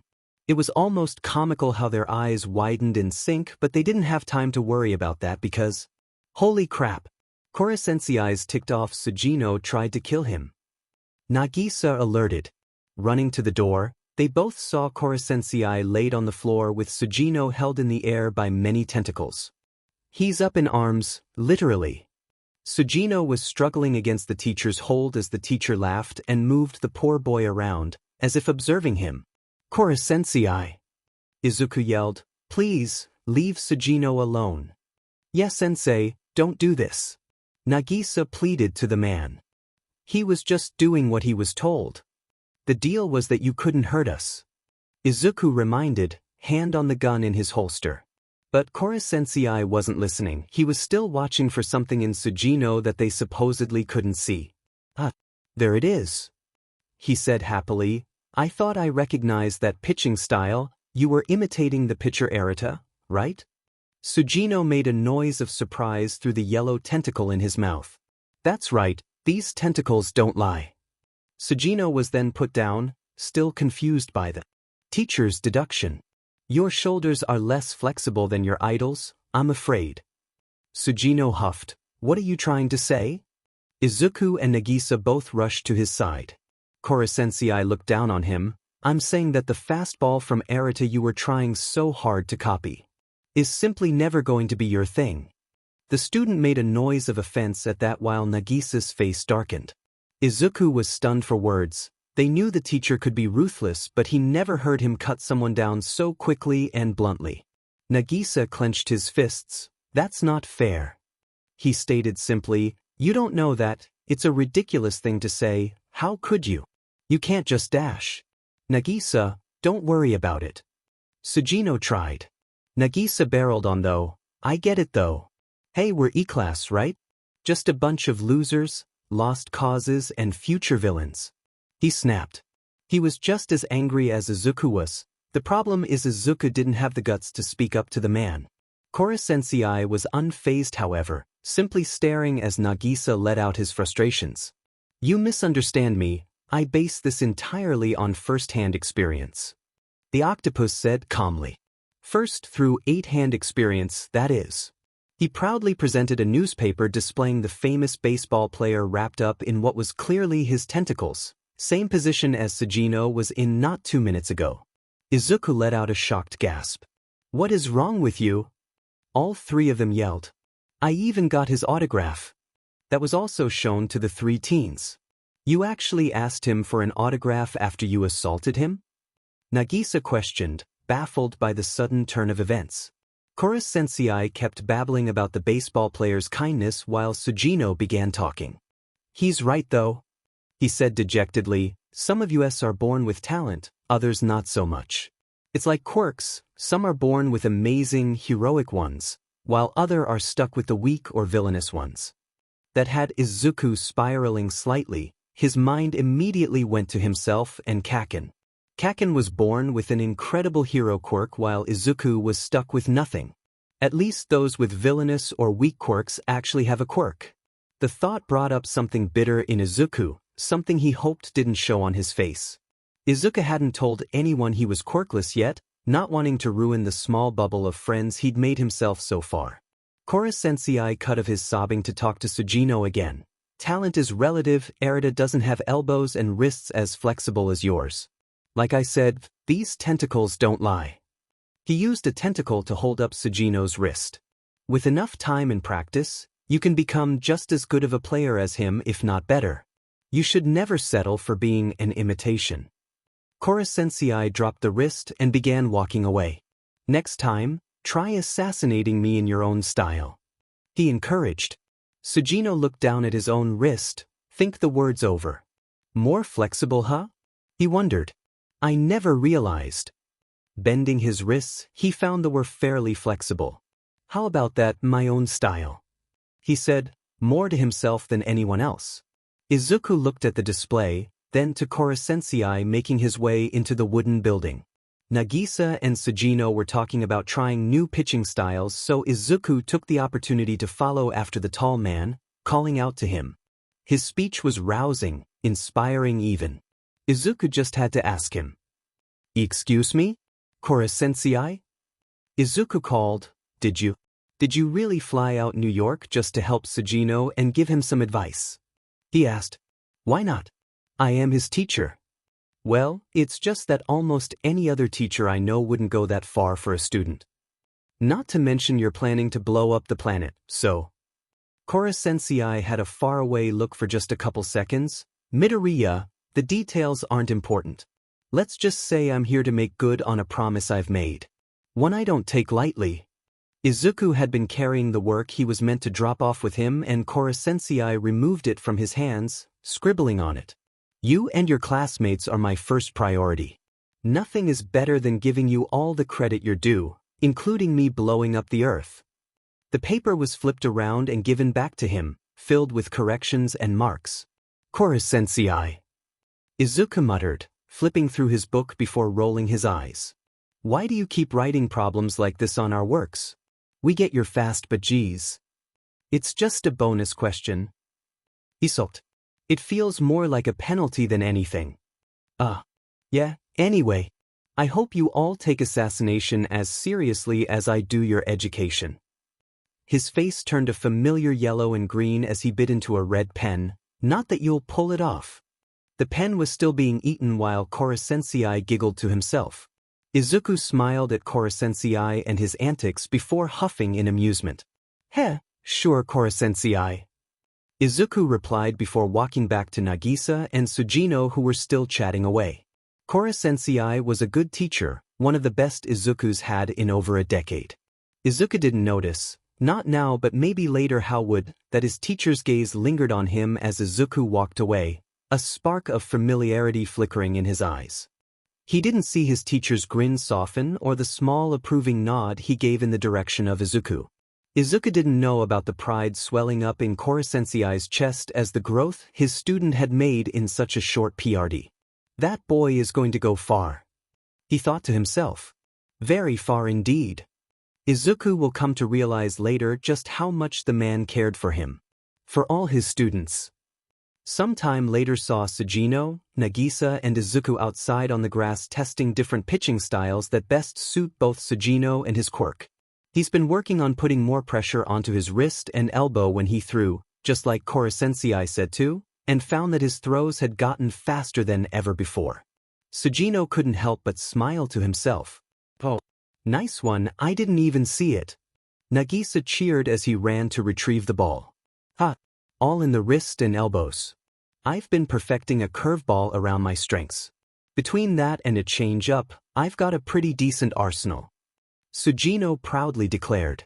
Obviously nothing Kora-sensei wouldn't see from a mile away, but what are you gonna do? Sugino had been throwing baseballs and Nagisa while Izuku sat off to the side writing observations in his notebook, his newest one so far. Assassination Analysis for Kora-sensei, Volume 1.1, Class 3. This was for the quirks of Class E, but so far he only had 3, Sugino's, Nakamura's and Terasaka's. It was fairly disappointing, but he wouldn't force people to tell him their quirk. Sugino continued, I'm going to stick with it. Perseverance is key in baseball and assassination. With Kora-sensei's supersonic speed and multitasking tentacles, he'll always have the advantage. Killing him won't be easy, but still. Well, it seems to be working out well for you, Sugino, so keep at it. Izuku encouraged. I will, he said before running up to the window where their teacher was working. Hey, can I bother you for a sec? I want to take a couple test shots at you, if that's okay. Kora-sensei got arrogant at the request, glutton for disappointment? He teased but joined them outside anyway, wanting to give his student a chance at learning. He really was an awesome mentor, the one that really knows how to motivate you to do your best in anything. He made everything enjoyable and learning fun. It was nice. A group of students hid in a bush, crouched down and watching their teacher as he sat on a picnic blanket while shaving ice. They had heard about Sugino's attempt earlier that didn't work out all that well, so they decided to come down themselves and try. There he is. One whispered, Hey, do you really think that ice comes from the freaking North Pole? No. But he hits up every other place on the map. The students stalking their teacher were Isegai, Yada, Mimura, Maihara, Okano, and Kataoka. They were all in various positions, hiding behind trees, crouching in a bush or hiding where they could while Isegai led them through their assassination attempt. Focus, Isegai reminded. Think of the money we're gonna split. They all nodded and got ready to go. Emerging from their spots, they went to meet their teacher, who was still shaving his ice. Kora-sensei. They all laughed, running over to him. There were smiles on all their faces and looked genuinely happy to see him as they approached. Their tones were friendly and body language was open when they greeted Kora-sensei. The whole scene just looked like a bunch of children happy to spend some time with their teacher. The octopus began shedding tears at seeing his students so open with him. Oh, are the children finally opening up their hearts to me? Such beaming smiles. In a quick few seconds, the group pulled anti-sensei knives and aimed them at him. He gasped, "Such little savages." Before they could land, the teacher disappeared, leaving nothing but dust. Not the worst tactic you've tried, but your smiles were a bit too forced. Kora-sensei lectured from behind them, "I wasn't born yesterday, boys and girls. Now put away these silly anti-me knives and stop to enjoy these nice roses." It clicked that the objects in their hands weren't the knives previously aimed but were the roses from the garden in front of the classroom. Kataoka immediately jumped in him. "Are these the flowers from the garden bed? For your information, sir, we grew these nice roses ourselves from seeds." Her tone made her sound ready to throttle the man and murder him for his mistake. "No kidding. Why would you do something so mean?" Yada sniffled. "We've been waiting for them to bloom for months." She began crying along with Okano. Kora-sensei began flailing about, panicking and trying to figure out how to rectify his mistake. "I'm so sorry. Forgive me, children. Allow my to, He zoomed off, returning not a second later. "Bring you fresh bulbs." Seeing that he had brought them new bulbs to plant, Okano and Kataoka did what was only the right solution: drag their teacher to the flower bed and make him replant them himself while watching every move. "Don't plant them at Mach 20. Okano critiqued. "Of course not. Tulips need a delicate touch." Kataoka told him. "Stop trying to impress us." Delicate understood. Mahara and Isegai watched the scene play out in front of them, watching their female classmates rant and lecture the guy who blew up the moon on how to plant tulips properly. Isegai nearly felt bad at how bad he was getting chewed out by the girls. He sure is going through a lot of trouble for a guy who's about to blow up the planet. Mahara murmured, wincing at the harsh comments being thrown. "Yeah, seems like a conflict of interest to me." Isegai's sweat dropped at the sight before them. Nagisa was nearby with Izuku, both with notes to share as they overheard their teacher taking gardening lessons from their classmates. Izuku was more interested in Kora-sensei, but Nagisa was busy scribbling what he could down what he missed from Izuku's notebook and adding his own. It was funny watching someone more powerful than All Might be brought to his knees by a couple of angry teenage girls. "Hey boys," Keanu greeted as she walked over. Nagisa, watch your writing there?" she asked. "Hey Keanu," Izuku replied. "Oh, it's a list of K and KS in Kora-sensei's behavior. I'm also coping some of Midoriya's down too. We've been sharing notes on what we can." He showed her what he was writing and Izuku's book too. Any good assassin keeps tabs on the target and their weak spots. Nagisa tilted the book to show her. Kora-sensei's weak point number 1. When he shows off, things get shaky. Is that really a weak point?" Keanu questioned. Izuku hummed in though, "I guess it could be. If Kora-sensei decided to show off while we were attacking him, we could use that to our advantage and throw him off. Nagisa wouldn't write it down and Midoriya wouldn't have said anything if it wasn't." "Thank you dash." Sugino bounced over and snatched the notepad out of Nagisa's hands. "If both of them agree on it being a weakness, then it must be." Izuku blushed at the compliment and started stammering denials that went unheard by his friend. He really wasn't all that smart, and anyone could see it was a possibility if they looked close enough. He wasn't anything special. People had already made that clear. "Every detail gives us an edge." Sugino ignored as he flipped through the contents, reading the writing out. "Height about 3 meters. Weight lighter than he looks. Birthday unknown. Weaknesses unknown." What they had on him was pretty underwhelming. What the hell's this? Doesn't seem like a lot to go on.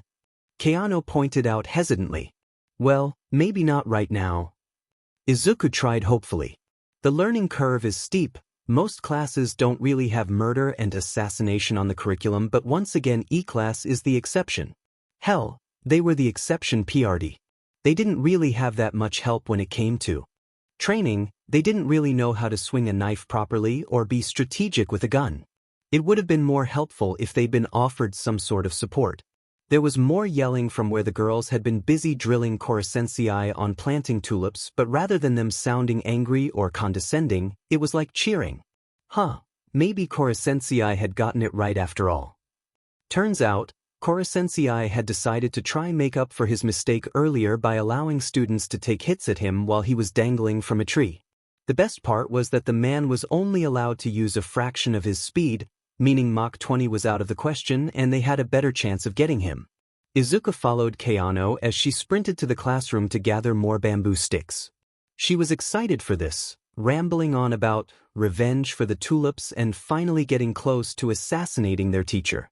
Izuku smiled. She reminded him of how he got when he was happy about something, and he let out a soft huff of laughter.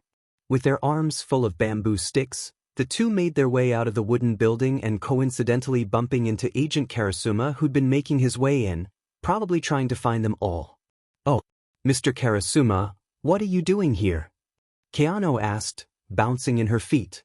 "New job assignment. Starting tomorrow I join Kunijigakaka as a faculty member. I'll be a P.E teacher," he answered.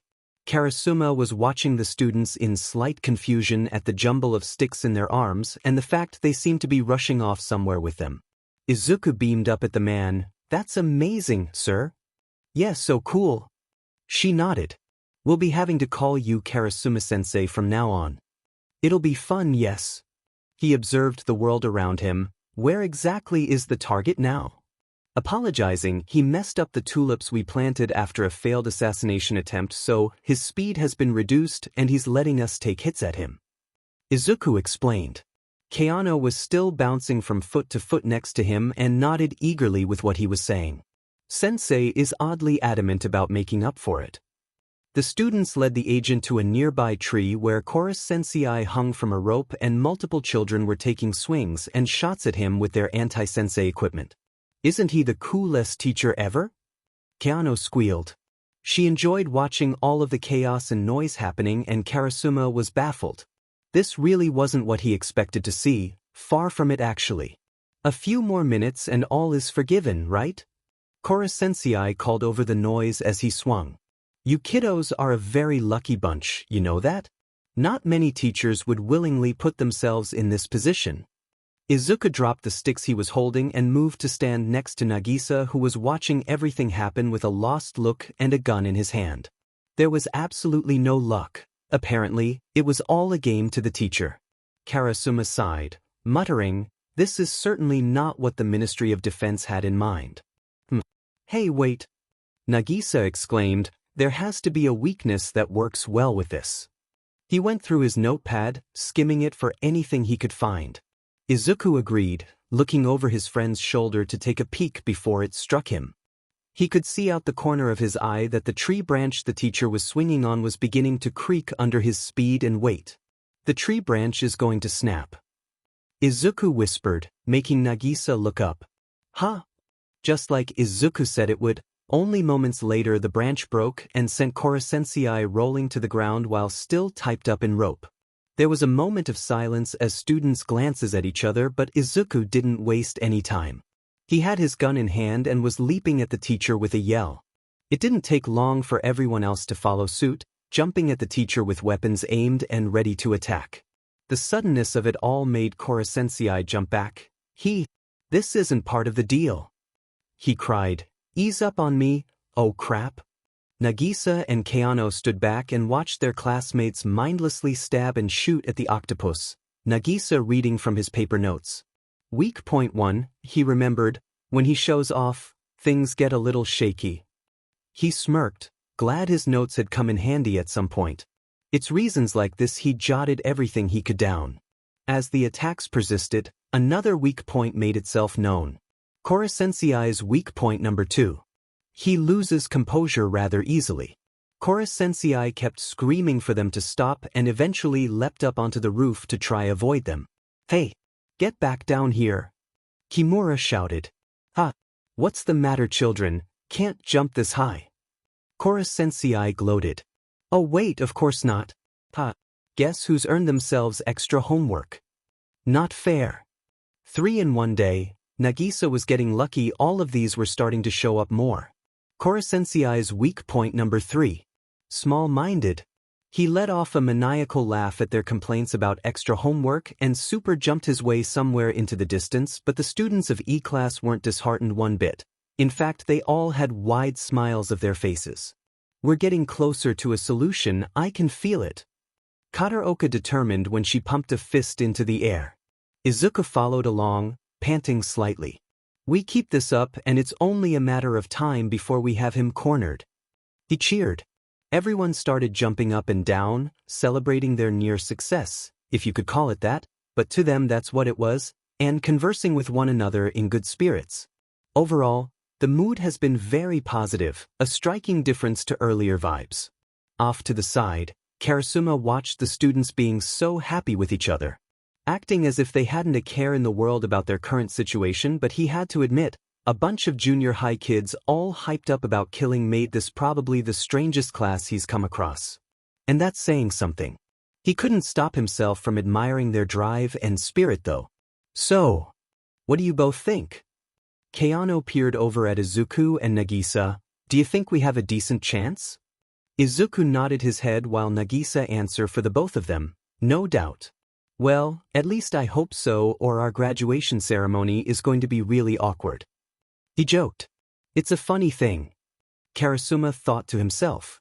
"These kids have been given up on by the system, but look at them, they've got so much positive energy. So much purpose. Maybe these kids will help everyone live to see another." After all, the day started off with Kora Sensei and Karasuma leading Izuku and his classmates through a training session. He stood at the front watching them all swing knives in a rhythm. Karasuma had kept his word to Keanu and had begun joining them in their training, leading them through different activities and assassination techniques. It was all very militant. Make those knives seen. Treat every move like a real attempt to kill, Karasuma ordered. He turned to Kora Sensei. "Phys Ed is now my department, you're in the way." He scoffed at Kora Sensei's whine at being lonely, and Izuku winced as he continued his drills. He kind of felt bad for his teacher. The man really did enjoy teaching them but didn't really have anything or anywhere else outside of it. Karasuma pointed to the sandbox. "You're bored? There's a sandbox over there, go have some fun. You don't have to be so insensitive. The kids enjoyed it when I was their coach anyway." Sugaya sighed as he looked down at his knife. No offense, but when it comes to exercise, you do set the bar kind of high, Kora Sensei," Izuku pointed out, keeping his voice low so he didn't sound too mean or condescending. A memory came to Izuku of their teacher doing sidesteps and Mach 20 and trying to make them do the same. He was a little too good at P.E for them. Nakamura complained about not being able to keep up, causing Sugino to make a comment about how their gym teacher should be human too. It struck a nerve as Kora Sensei made a strange noise of hurt before turning back to the little rock tower he'd made in the sand. Karasuma ushered them to continue their training but was interrupted by Mai Hara wanting to ask a question. "Sir, can I ask an obvious question? If this training actually has a point to it, should we be doing it in front of the target?" He speculated. "Whether you are killing or studying, it's the same principle. Drill the basics, they'll serve you well. Isegai, Mai Hara, get up here." He gestured for the two boys to join him up front, and Izuku watched as they followed him. "Try tag me with those knives." At their protests he continued, "The blades won't hurt me. Remember, they are designed to not hurt humans. You know what, hit me and you all can go home for the day." Was he really expecting them to tag team him? It's not like Class E hasn't worked to get her to help an assassination attempt, but to have two people go against one with knives, it hasn't happened yet. Izuku would love to be able to work with his classmates more but felt he would get in the way because of his quirklessness. He preferred to stay on the sidelines. Well, here goes nothing, Isegai said, looking over at Maihara. He was the one to take the first swing, leaping forward to aim at Karasuma, who dodged like he could do it in his sleep. Maihara followed suit, quickly running at the agent.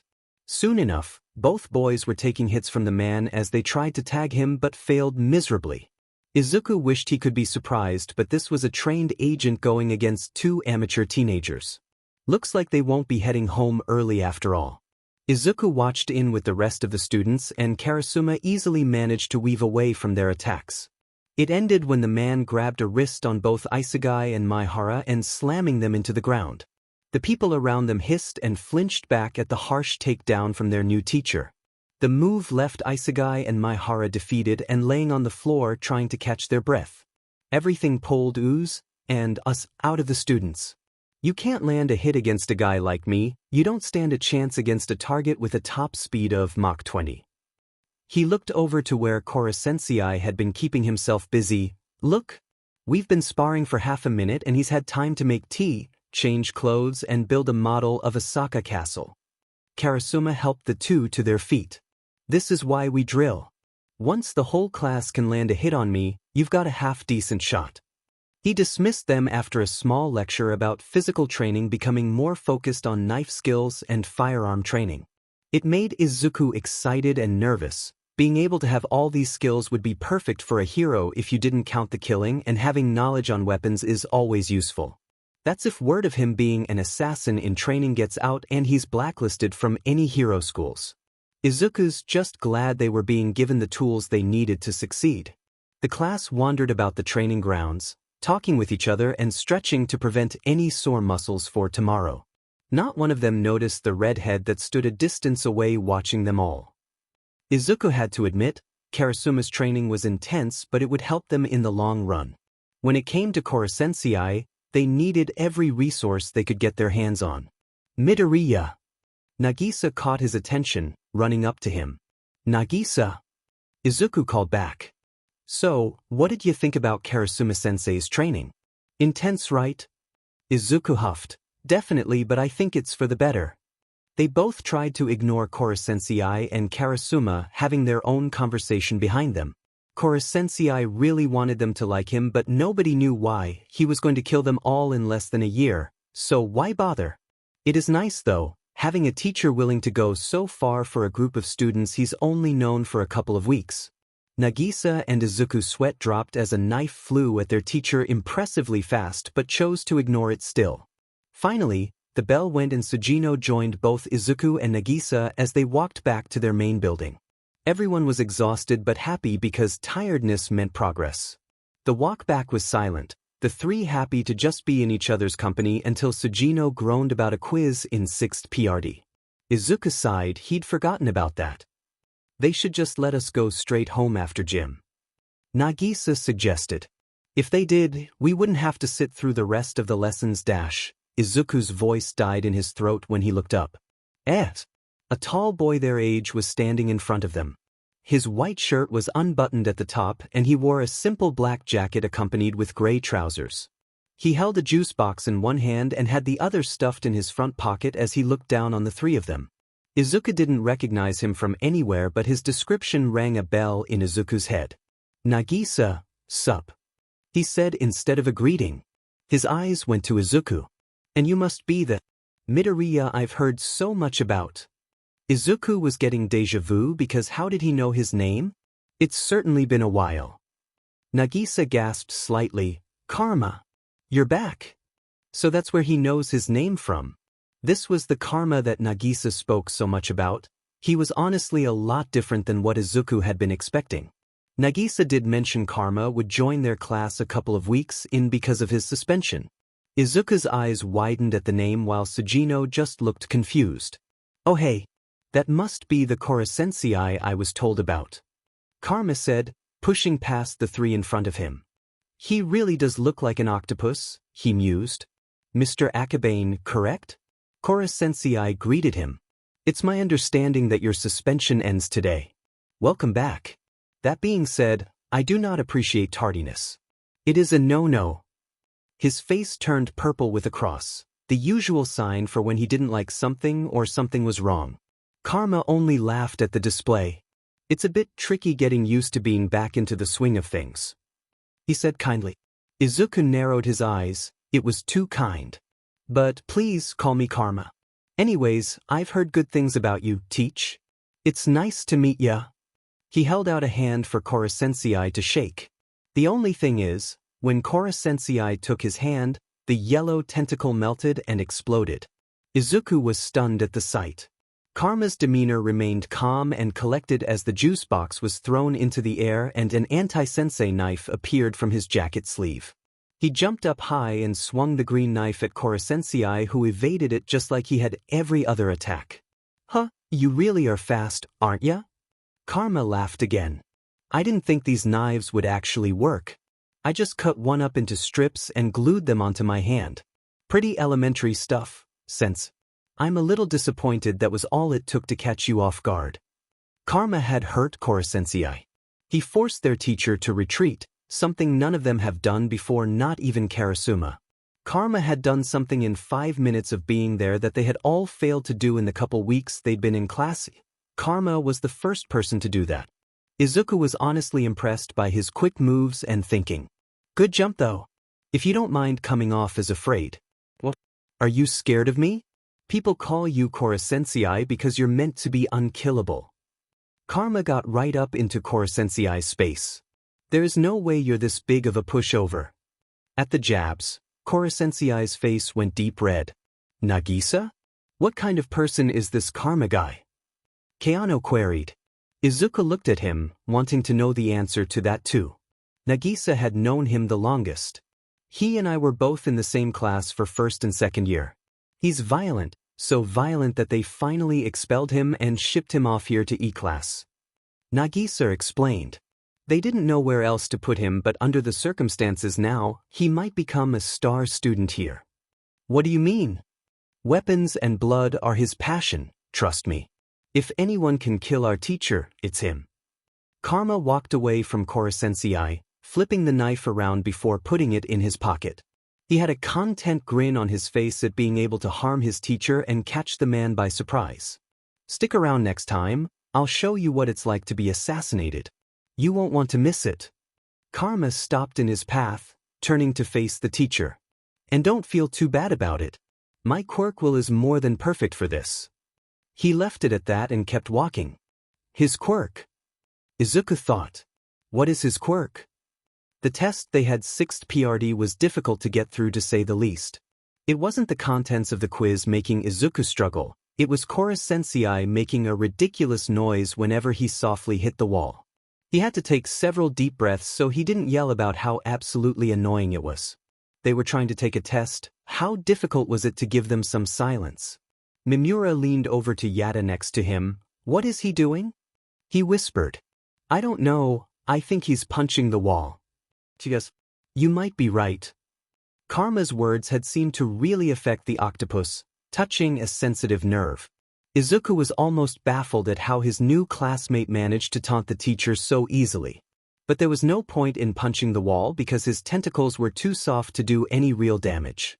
That was something else that was added to the disappointingly short list they had on Kora Sensei. Kora Sensei's weak point number 4. He punches like a wet sponge. Did Izuku mention how annoying the sounds he was making were? Because they were really starting to get to his head and he could barely concentrate on anything but the squelching sound he made every time he hit the wall. Turns out he wasn't the only one whose patience was hanging on by a thread. Okano was the first to snap. Okay, that's enough. She yelled. Could you maybe stop that? We're trying to take a quiz here. Thank Kami someone said it. Izuku wasn't really the confrontational type, but with how much those sounds grated on his ears, even he would have said something. Kora Sensei immediately apologized for his disruption, stammering over his words. At the back of the classroom, some of the students were starting to get to know their new classmate. Izuku could just hear what they were saying. You sure you know what you're getting into here, Karma? Terasaka asked, leaning back in his chair. You've managed to PSS the jellyfish off quite a bit. Yoshida snickered. Yeah, you couldn't pay me enough to be stuck in your shoes. If I were you, I'd stay at home with my head under my pillow. Izuku, as much as he hated to admit it, agreed with them. Kora-sensei, when mad, wouldn't hesitate to prove that he was the stronger one to make you cower in SBM-sen or whatever. He likes feeling powerful, having a 14-year-old make it seem like killing him would be easy, as breathing must have been quite a blow to his ego. Karma, so far, had been nothing but trouble, causing problems for Kora-sensei and everyone else in the class, but that wasn't to say the attempts at wearing the teacher down hadn't worked. Kora-sensei cared a lot about what his students saw him as. He wanted to be a prominent figure in their lives. Wanted to help give them a future to look forward to, even if he was going to turn the planet into dust before they reached high school. Course, he said, who wouldn't be if someone made an attempt on their life? Karma snorted back. I mean, unless that assassin screwed himself over and said himself. Terasaka slammed a fist onto the table. I didn't screw up. And I definitely didn't PSS myself. Their bickering had caught the attention of their teacher, who'd finally stopped moping around. Enough. No speaking during a quiz. He reprimanded. Talk and I will assume you are cheating. Izuku glanced behind him as he finished his last answer on the quiz and saw Karma smile innocently at the teacher. He was about to do something stupid. Izuku could feel it, and the way Nagisa subtly side-eyes the boy, he knew too. Nagisa had mentioned that Karma had a tendency to act as if he could do no wrong while pulling off the harshest prank he could think of. Oh, sorry Kora-sensei, my bad. Don't worry though, I've already finished. I'm just going to eat this gelato if that's okay with you. He pulled out a cone of pink gelato from under his desk and began liking at it. Not so fast, no eating in class dash. Kora-sensei paused. Hey, that the gelato I brought back from Italy. He yelled. The entire class froze, bowing their heads to look anywhere but their teacher. Izuku hissed through his teeth. Karma was really adamant on driving him up the wall. Oh really? Sorry. I just saw it in the teacher's lounge. He made direct eye contact before eating at it. This won't do, young man. I flew through the coldest layer of the stratosphere to stop that treat from melting. Nothing he said fazed the teenager. So? What are you going to do about it? Hit me. He challenged. Kora-sensei's face turned red and he placed 2 tentacles on where his hips would be. Of course not. I'll simply just take it back and have what's left of it.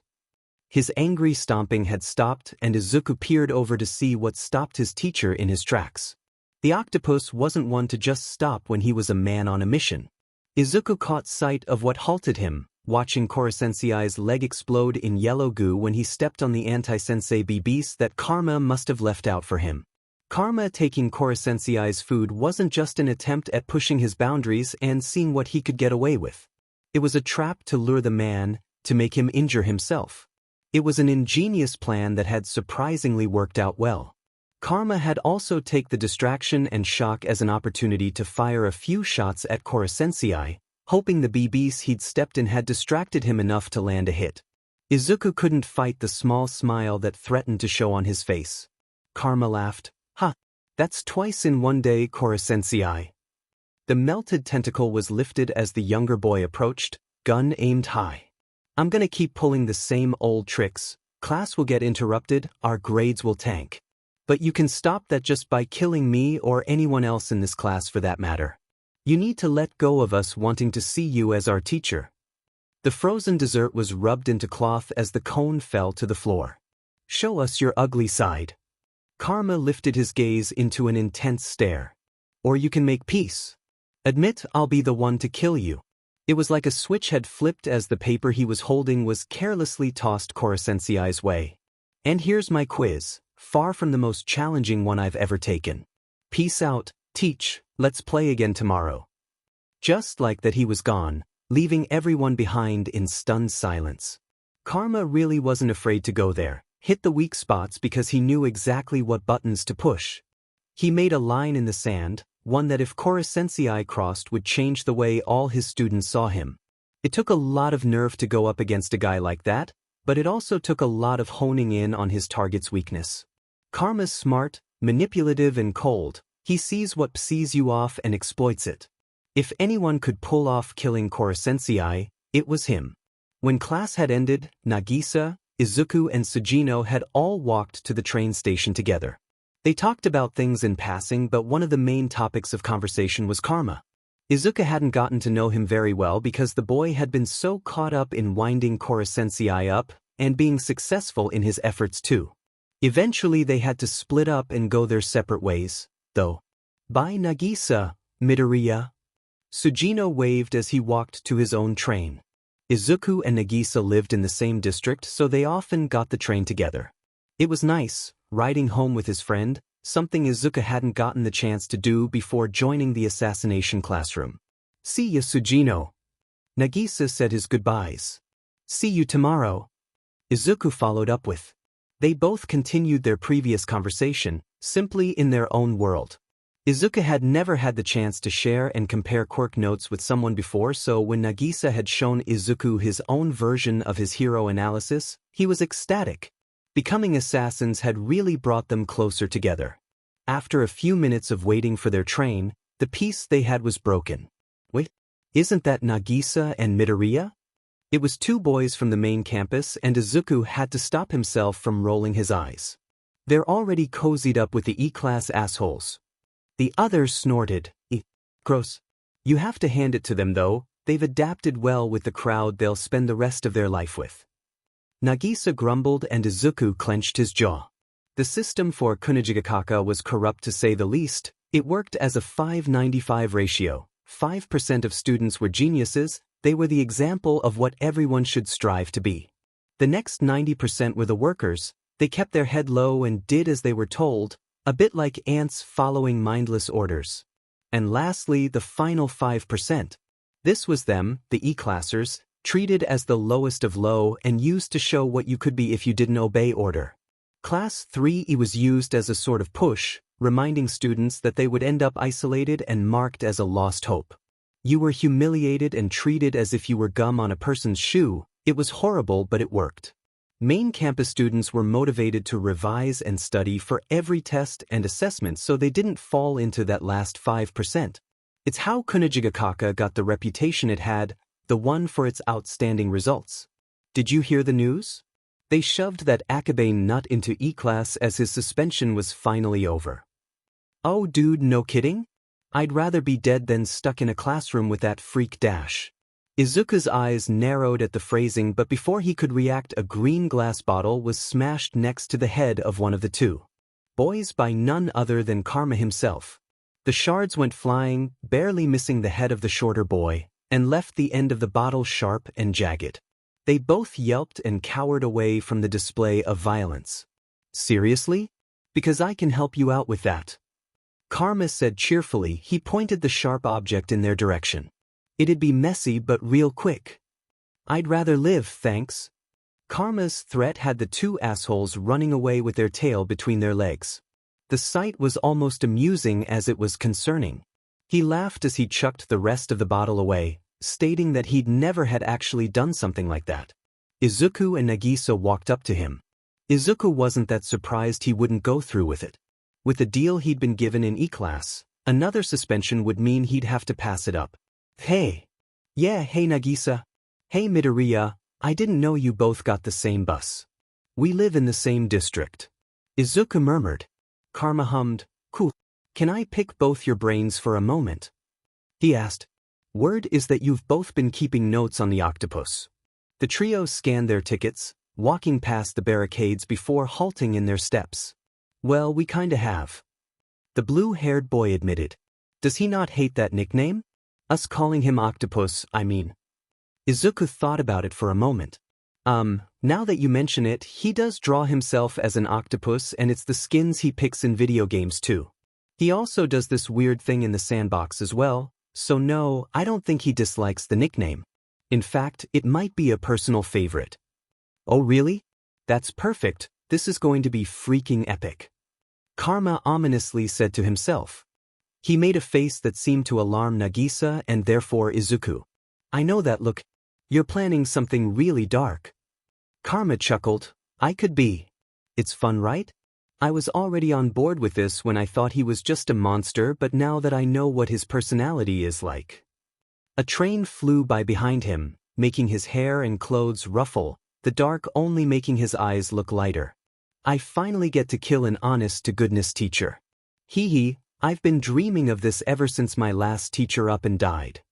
Izuku looked at Nagisa, whose expression had barely changed, eyes only getting bigger by a fraction. As he looked back at the red-headed boy, Izuku realized that Karma would do whatever it took to kill Korosensei, even if that meant going to the extreme. The next day wasn't any better. Korosensei could be heard coming down the hall whining about his lack of money as the class quietly sat in their seats, less enthusiastic than normal. Izuku couldn't help the sigh that escaped as the teacher walked into the classroom. The only one who hadn't been acting off was Karma. Karma sat in his seat with a grin on his face. "Good morning, boys and girls." He saw their despondent faces and grew concerned. Why the long faces? Has something dash? Korosensei stopped talking when he looked at his desk.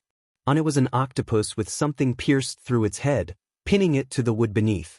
Karma had really taken Izuku's words from yesterday seriously and decided to put Korosensei's love of octopuses to use. His methods were a little gruesome, but he was determined to break the teacher before killing him.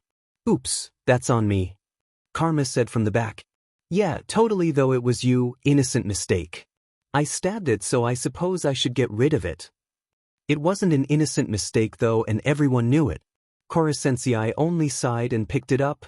"Yes. You should." He didn't see the anti-sensei knife that was hidden behind the student's back, ready for him to attack. Karma had thought that it would have more fun to watch their teacher's spirit die first, and it made Izuku cringe slightly. Before Korosensei could get close enough, however, his tentacles turned into drills and he sped away. He was back only moments later carrying another missile. Seriously, where was he getting these from? Observe if you will, Karma. My boy, the versatility of these tentacles and this missile taken from the defense force. Ah, so that's where he got it from. The missile lit up in flames and he began. "Cooking? If you think I'm going to let the new kid get away with murdering me, think again. Don't you know that breakfast is the most important meal of the day?" Korosensei lectured. "Your complexion tells me you haven't eaten, so please, help yourself to some takoyaki. I insist." Izuku was confused. Korosensei was feeding Karma takoyaki from the octopus he tried to scare him with. It smelled really good, so good that it made Izuku's stomach rumble a little, causing a few heads to turn. Crap, he'd forgotten about breakfast this morning, too caught up on his mother having to take another late shift, and was busy trying to sort through paperwork. When he left, there was no time for breakfast, so he chose to wait for lunch instead. The noise was also noticed by Korosensei. He turned slightly to look at Izuku and placed a little bit of the food in front of him without a word. Izuku appreciated the sentiment and took a couple bites. It's no surprise Korosensei noticed. The same couldn't be said for Karma, who'd spat out the food put in his mouth and glared at his teacher. Korosensei continued with his little speech. "You see, I'm a giver. I take care of things hungry students, would-be assassins, troubled teens." He put emphasis on that last one. "Every attempt on my life is an opportunity for me to play my part, so by all means, keep at it." Korosensei waved about his tentacles. "If your body and mind aren't aglow with health and knowledge by the end of the day, then I haven't done my job." The man's words only seemed to spur Karma to try harder and make even more attempts. It was almost every lesson that day that something happened, but the funny thing was that Korosensei had something to counteract it in some pretty bizarre ways. First, PRD, maths. Korosensei stood at the board writing out several equations and solutions for them to copy down. He went through them as thoroughly as he could, encouraging their own input as he marked down steps to solve problems. Izuku was finally starting to understand what Korosensei was saying and put most of his concentration into rewriting the equation like his sensei had, but was startled from his mind when a bang went off. Karma had shot an anti-sensei BB at the yellow octopus, who seemed unfazed by it and held up the gun that was being held by the student. He was quick enough that Karma hadn't noticed it being pulled from his grasp. No one had, because the only sign of him moving was the small boom left behind. "Karma, I'm afraid the speed of your draw leaves much to be desired." Karma looked down at his hands and growled, "I had plenty of time on my hands, so I hope you don't mind that I prettied yours up." The hand in question was raised to show carefully painted nails that made Izuku giggle, earning a glare. Fourth PRD, home EC. The class had split into groups and stationed themselves at the electric cookers over boiling pots while Kora-sensei walked up and down giving advice and help to students. It was going well, most of the class had gotten the hang of the recipe being prepared and everyone was having fun. Izuku had paired himself up with Fuwa. She was a nice girl but one Izuku didn't speak with often. She didn't speak much about her quirk but Izuku was itching to find out. He wouldn't force her to tell him, obviously, so he decided to concentrate on the food he was making with her. It wasn't right, the taste was off but neither of them could figure out what it was. Izuku scrunched up his face as he liked a bit of the soup off of his finger and groaned in annoyance. He noticed Kora-sensei approach them and bend over the pot. "Let's see now. How are you both doing, Fuwa, Midoriya?" They both looked at each other. "We're not totally sure," Fuwa reported. "It's got a weird tangy flavor to it for some reason." "Well then, let's give it a taste." Kora-sensei went in to try a little before Karma walked by, interrupting them. "It's probably better to just throw the whole thing out, try again," he advised. It wasn't mean or snarky, it sounded like a friend just wanting to help but the simplicity made Izuku's gut coil up a little. Fuwa and Izuku yelped in shock when the food went flying into the air in Kora-sensei's direction. Izuku didn't know when he closed his eyes but when they peered open Karma stood in a fluffy pink apron with a matching head covering. "We wear aprons in home EC Karma," the teacher chastised, holding the pot of food that was about to go all over the floor. "Oh, and don't worry, the soup is fine, I siphoned it out of thin air and put it back in the pot. I also added a dash of sugar." Izuku and Fuwa both took a tiny helping of the soup and tried a little, gasping at the new taste. Izuku's eyes shined. That's exactly what it needed. He marveled. Karma threw that hat he was wearing on the floor and made a noise of frustration at another failed assassination. 5th PRD, Japanese. It was clear Kora-sensei had weaknesses, they all do. He screwed up every now and then and his speed drops to human levels when flustered but Karma had been so relentless with his surprise attacks. Izuku saw that the man stopped walking to stare Karma down and place a tentacle on his head without hesitating in his words. Izuku had to do a double take when he saw Kora-sensei combing Karma's hair and styling it. Karma had Kora-sensei on high alert and that meant there was no catching him off guard. The day has finished and Karma sat on top of a branch leaning off the cliffside while Midoriya and Nagisa stood nearby watching him. He was sad at the tentacle freak. Nothing he did worked and his quirk didn't help at all. Karma hated how friendly that DMN octopus had been acting. He blew up the moon, there was no way in hell that this whole teacher thing was for real. "Come on, I'm telling you not to sweat it." Nagisa tried to reason. "We'll do it together as a group, you could have the world's most sneakiest, foolproof plan ever but with Kora-sensei's eye on you, you should just forget it. He's not like other teachers." Midoriya mumbled. That made him stop. "Other teachers, huh?" Karma hissed. The thought of other teachers brought back memories. "No. I'm with you 100%, Akabane," he said. "Yes, you've had problems, yes, you've had issues with respecting authority but you're absolutely in the right. Without question, and I'll stand by you. You don't understand, I want to do this alone. Let me ask you both this, would it tick you off to die in some random place?" he asked, looking down the cliff drop. The question made Midoriya alarmed, his face twisting in confusion and uncertainty. From what Karma's heard, Midoriya's always been too nice for his own good but maybe that's not a bad thing. Karma distantly wonders how the shorter boy will react to his next move on Kora-sensei. A small smile graced his lips and before either boy could respond to the question, the target appeared. "Oh Karma!" Kora-sensei called. "I feel that I've taken exceptionally good care of you today. Keep trying to kill me if it tickles your fancy, I certainly am not getting tired of spiffing you up." His words made him chuckle a little as he stood up on the branch. Karma turned to face the teacher. "Let's get on the same page here, you consider yourself a teacher above all things?" "That's right." "Cool. And you wouldn't think twice about putting your life in the line to save one of your students?" Karma began walking back in the branch, already knowing the answer. "What sort of teacher would I be if I didn't?"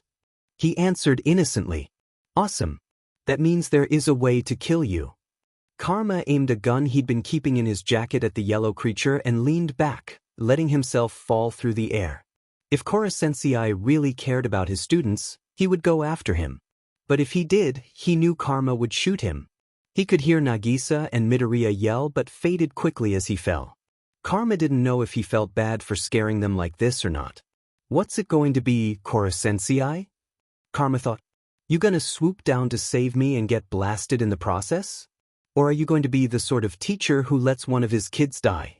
It's either you save yourself and traumatize 2 of your students or get yourself killed saving me. Ha! That crap they say about your life flashing before your eyes is true. I think he's learned his lesson. 3. The one out in the sticks? Dude, that's rough, but don't let anyone give you limp over it. What? I'm not the bad guy here. All I did was put a bully in his place. Little JRK had it coming. Karma remembered saying those things. He remembered when Nagisa told him about his placement in E-class, about some new kid who also loved note-taking but was wrongly suspended for violence. If he got out of this alive, maybe he should get to know Midoriya a bit better since he's gotten so close with Nagisa. There's not doubt. Nagisa told Midoriya about him and his reputation. No demanit, Akabane, no matter how you try to put it, you're in the wrong. Someone yelled at him. Are you out of your mind or just stupid? What possessed you to attack your class's star pupil like some dog? But sir, he was Dash. He was what? Talking badly about the dregs? Good for you, injuring someone on principle, but this young man happens to have a future. If this interferes with his exams, it's on my head. That was the same teacher who promised to stand by him no matter what. So much for that. He was really going to die here, wasn't he? Maybe Kora-sensei really doesn't care about his students all that much after all. This was how it was going to go down. That son of a beach screwed Karma over after promising to support him, so that's it, he's dead to him now. What was Kora-sensei waiting for? It was either his reputation gets killed or so does he. Karma's falling was stopped by a net of sticky yellow tentacles. Of course this BSTRD had something else up his sleeve. Speaking of, Kora-sensei was hanging underneath him, giving him that stupid grin. To Karma's shock, he was praising him. Well done, Karma. Superb premeditated assassination attempt, full marks. He noticed his confusion with the web. Nita? I knew your body could take being plucked out of free fall at the speed of sound, and had I moved any slower, you would have shot me. What a sticky net we weave, Kora-sensei popped up next to him as he struggled. What the hell? Is there anything these tentacles can't do? Karma grunted. Can't shoot me now, can you? Kora-sensei giggled. Oh, and for future reference, students don't die on my watch. Ever. Take that to heart for the next time you jump. Karma grinned back at his teacher as he let the words stew in his head. Unfreaking believable. I've got nothing. Even my quirk couldn't have figured this out. He pondered. He won't die. The teacher in him especially. When Kora-sensei brought him back to the top of the cliff, he saw Nagisa and Midoriya waiting for him. Midoriya had tears streaming down his face while Nagisa looked near livid at him for such a risky move. After the lecture and reassurance that he was okay, Karma sat down on the grass. Yeah, he would definitely have to make it up to them sooner or later for giving them such a scare. How were you so calm the whole time? Midoriya sat next to him as Nagisa peered over the ledge. I don't get it. It's no biggie. What really SCKS is that was my best bet. He admitted. Nothing else I could come up with touches him, even with my quirk. Run out of ideas already? But I have an entire beauty regiment lined up just for you. Kora-sensei complained. There is no way you can be this big of a pushover. He mocked Karma's words from earlier. I still feel like killing something, but it's different this time. No worries, teach. You're still dead meat. The octopus's face turned that annoying red. That's the spirit, never give up. Seems my tender loving care had paid off. The 3 students laughed and Karma offered Midoriya a hand up. Come on, Midoriya, Nagisa. How about we go get something to eat? He asked while tossing an object up and down. Kora-sensei made a noise of confusion at what he was carrying. Excuse me? That's my purse. He cried. Maybe you should stop leaving things unattended in the teacher's lounge for Karma to grab. Midoriya laughed. making Kora-sensei shoot him a look of betrayal that made him laugh even harder. "Give it back." Karma did, tossing the leather purse back to his teacher, who tipped it upside down. Excuse me, it's empty?" There wasn't much there to begin with. Call it a donation. A donation? Nagisa stood by, watching Kora-sensei freak out on Karma about his money. "Every time one of us goes in for the kill, we miss the mark but somehow end up better off. I guess that's just how it goes in the assassination classroom." He mused to himself. "I can't wait to see what will happen next."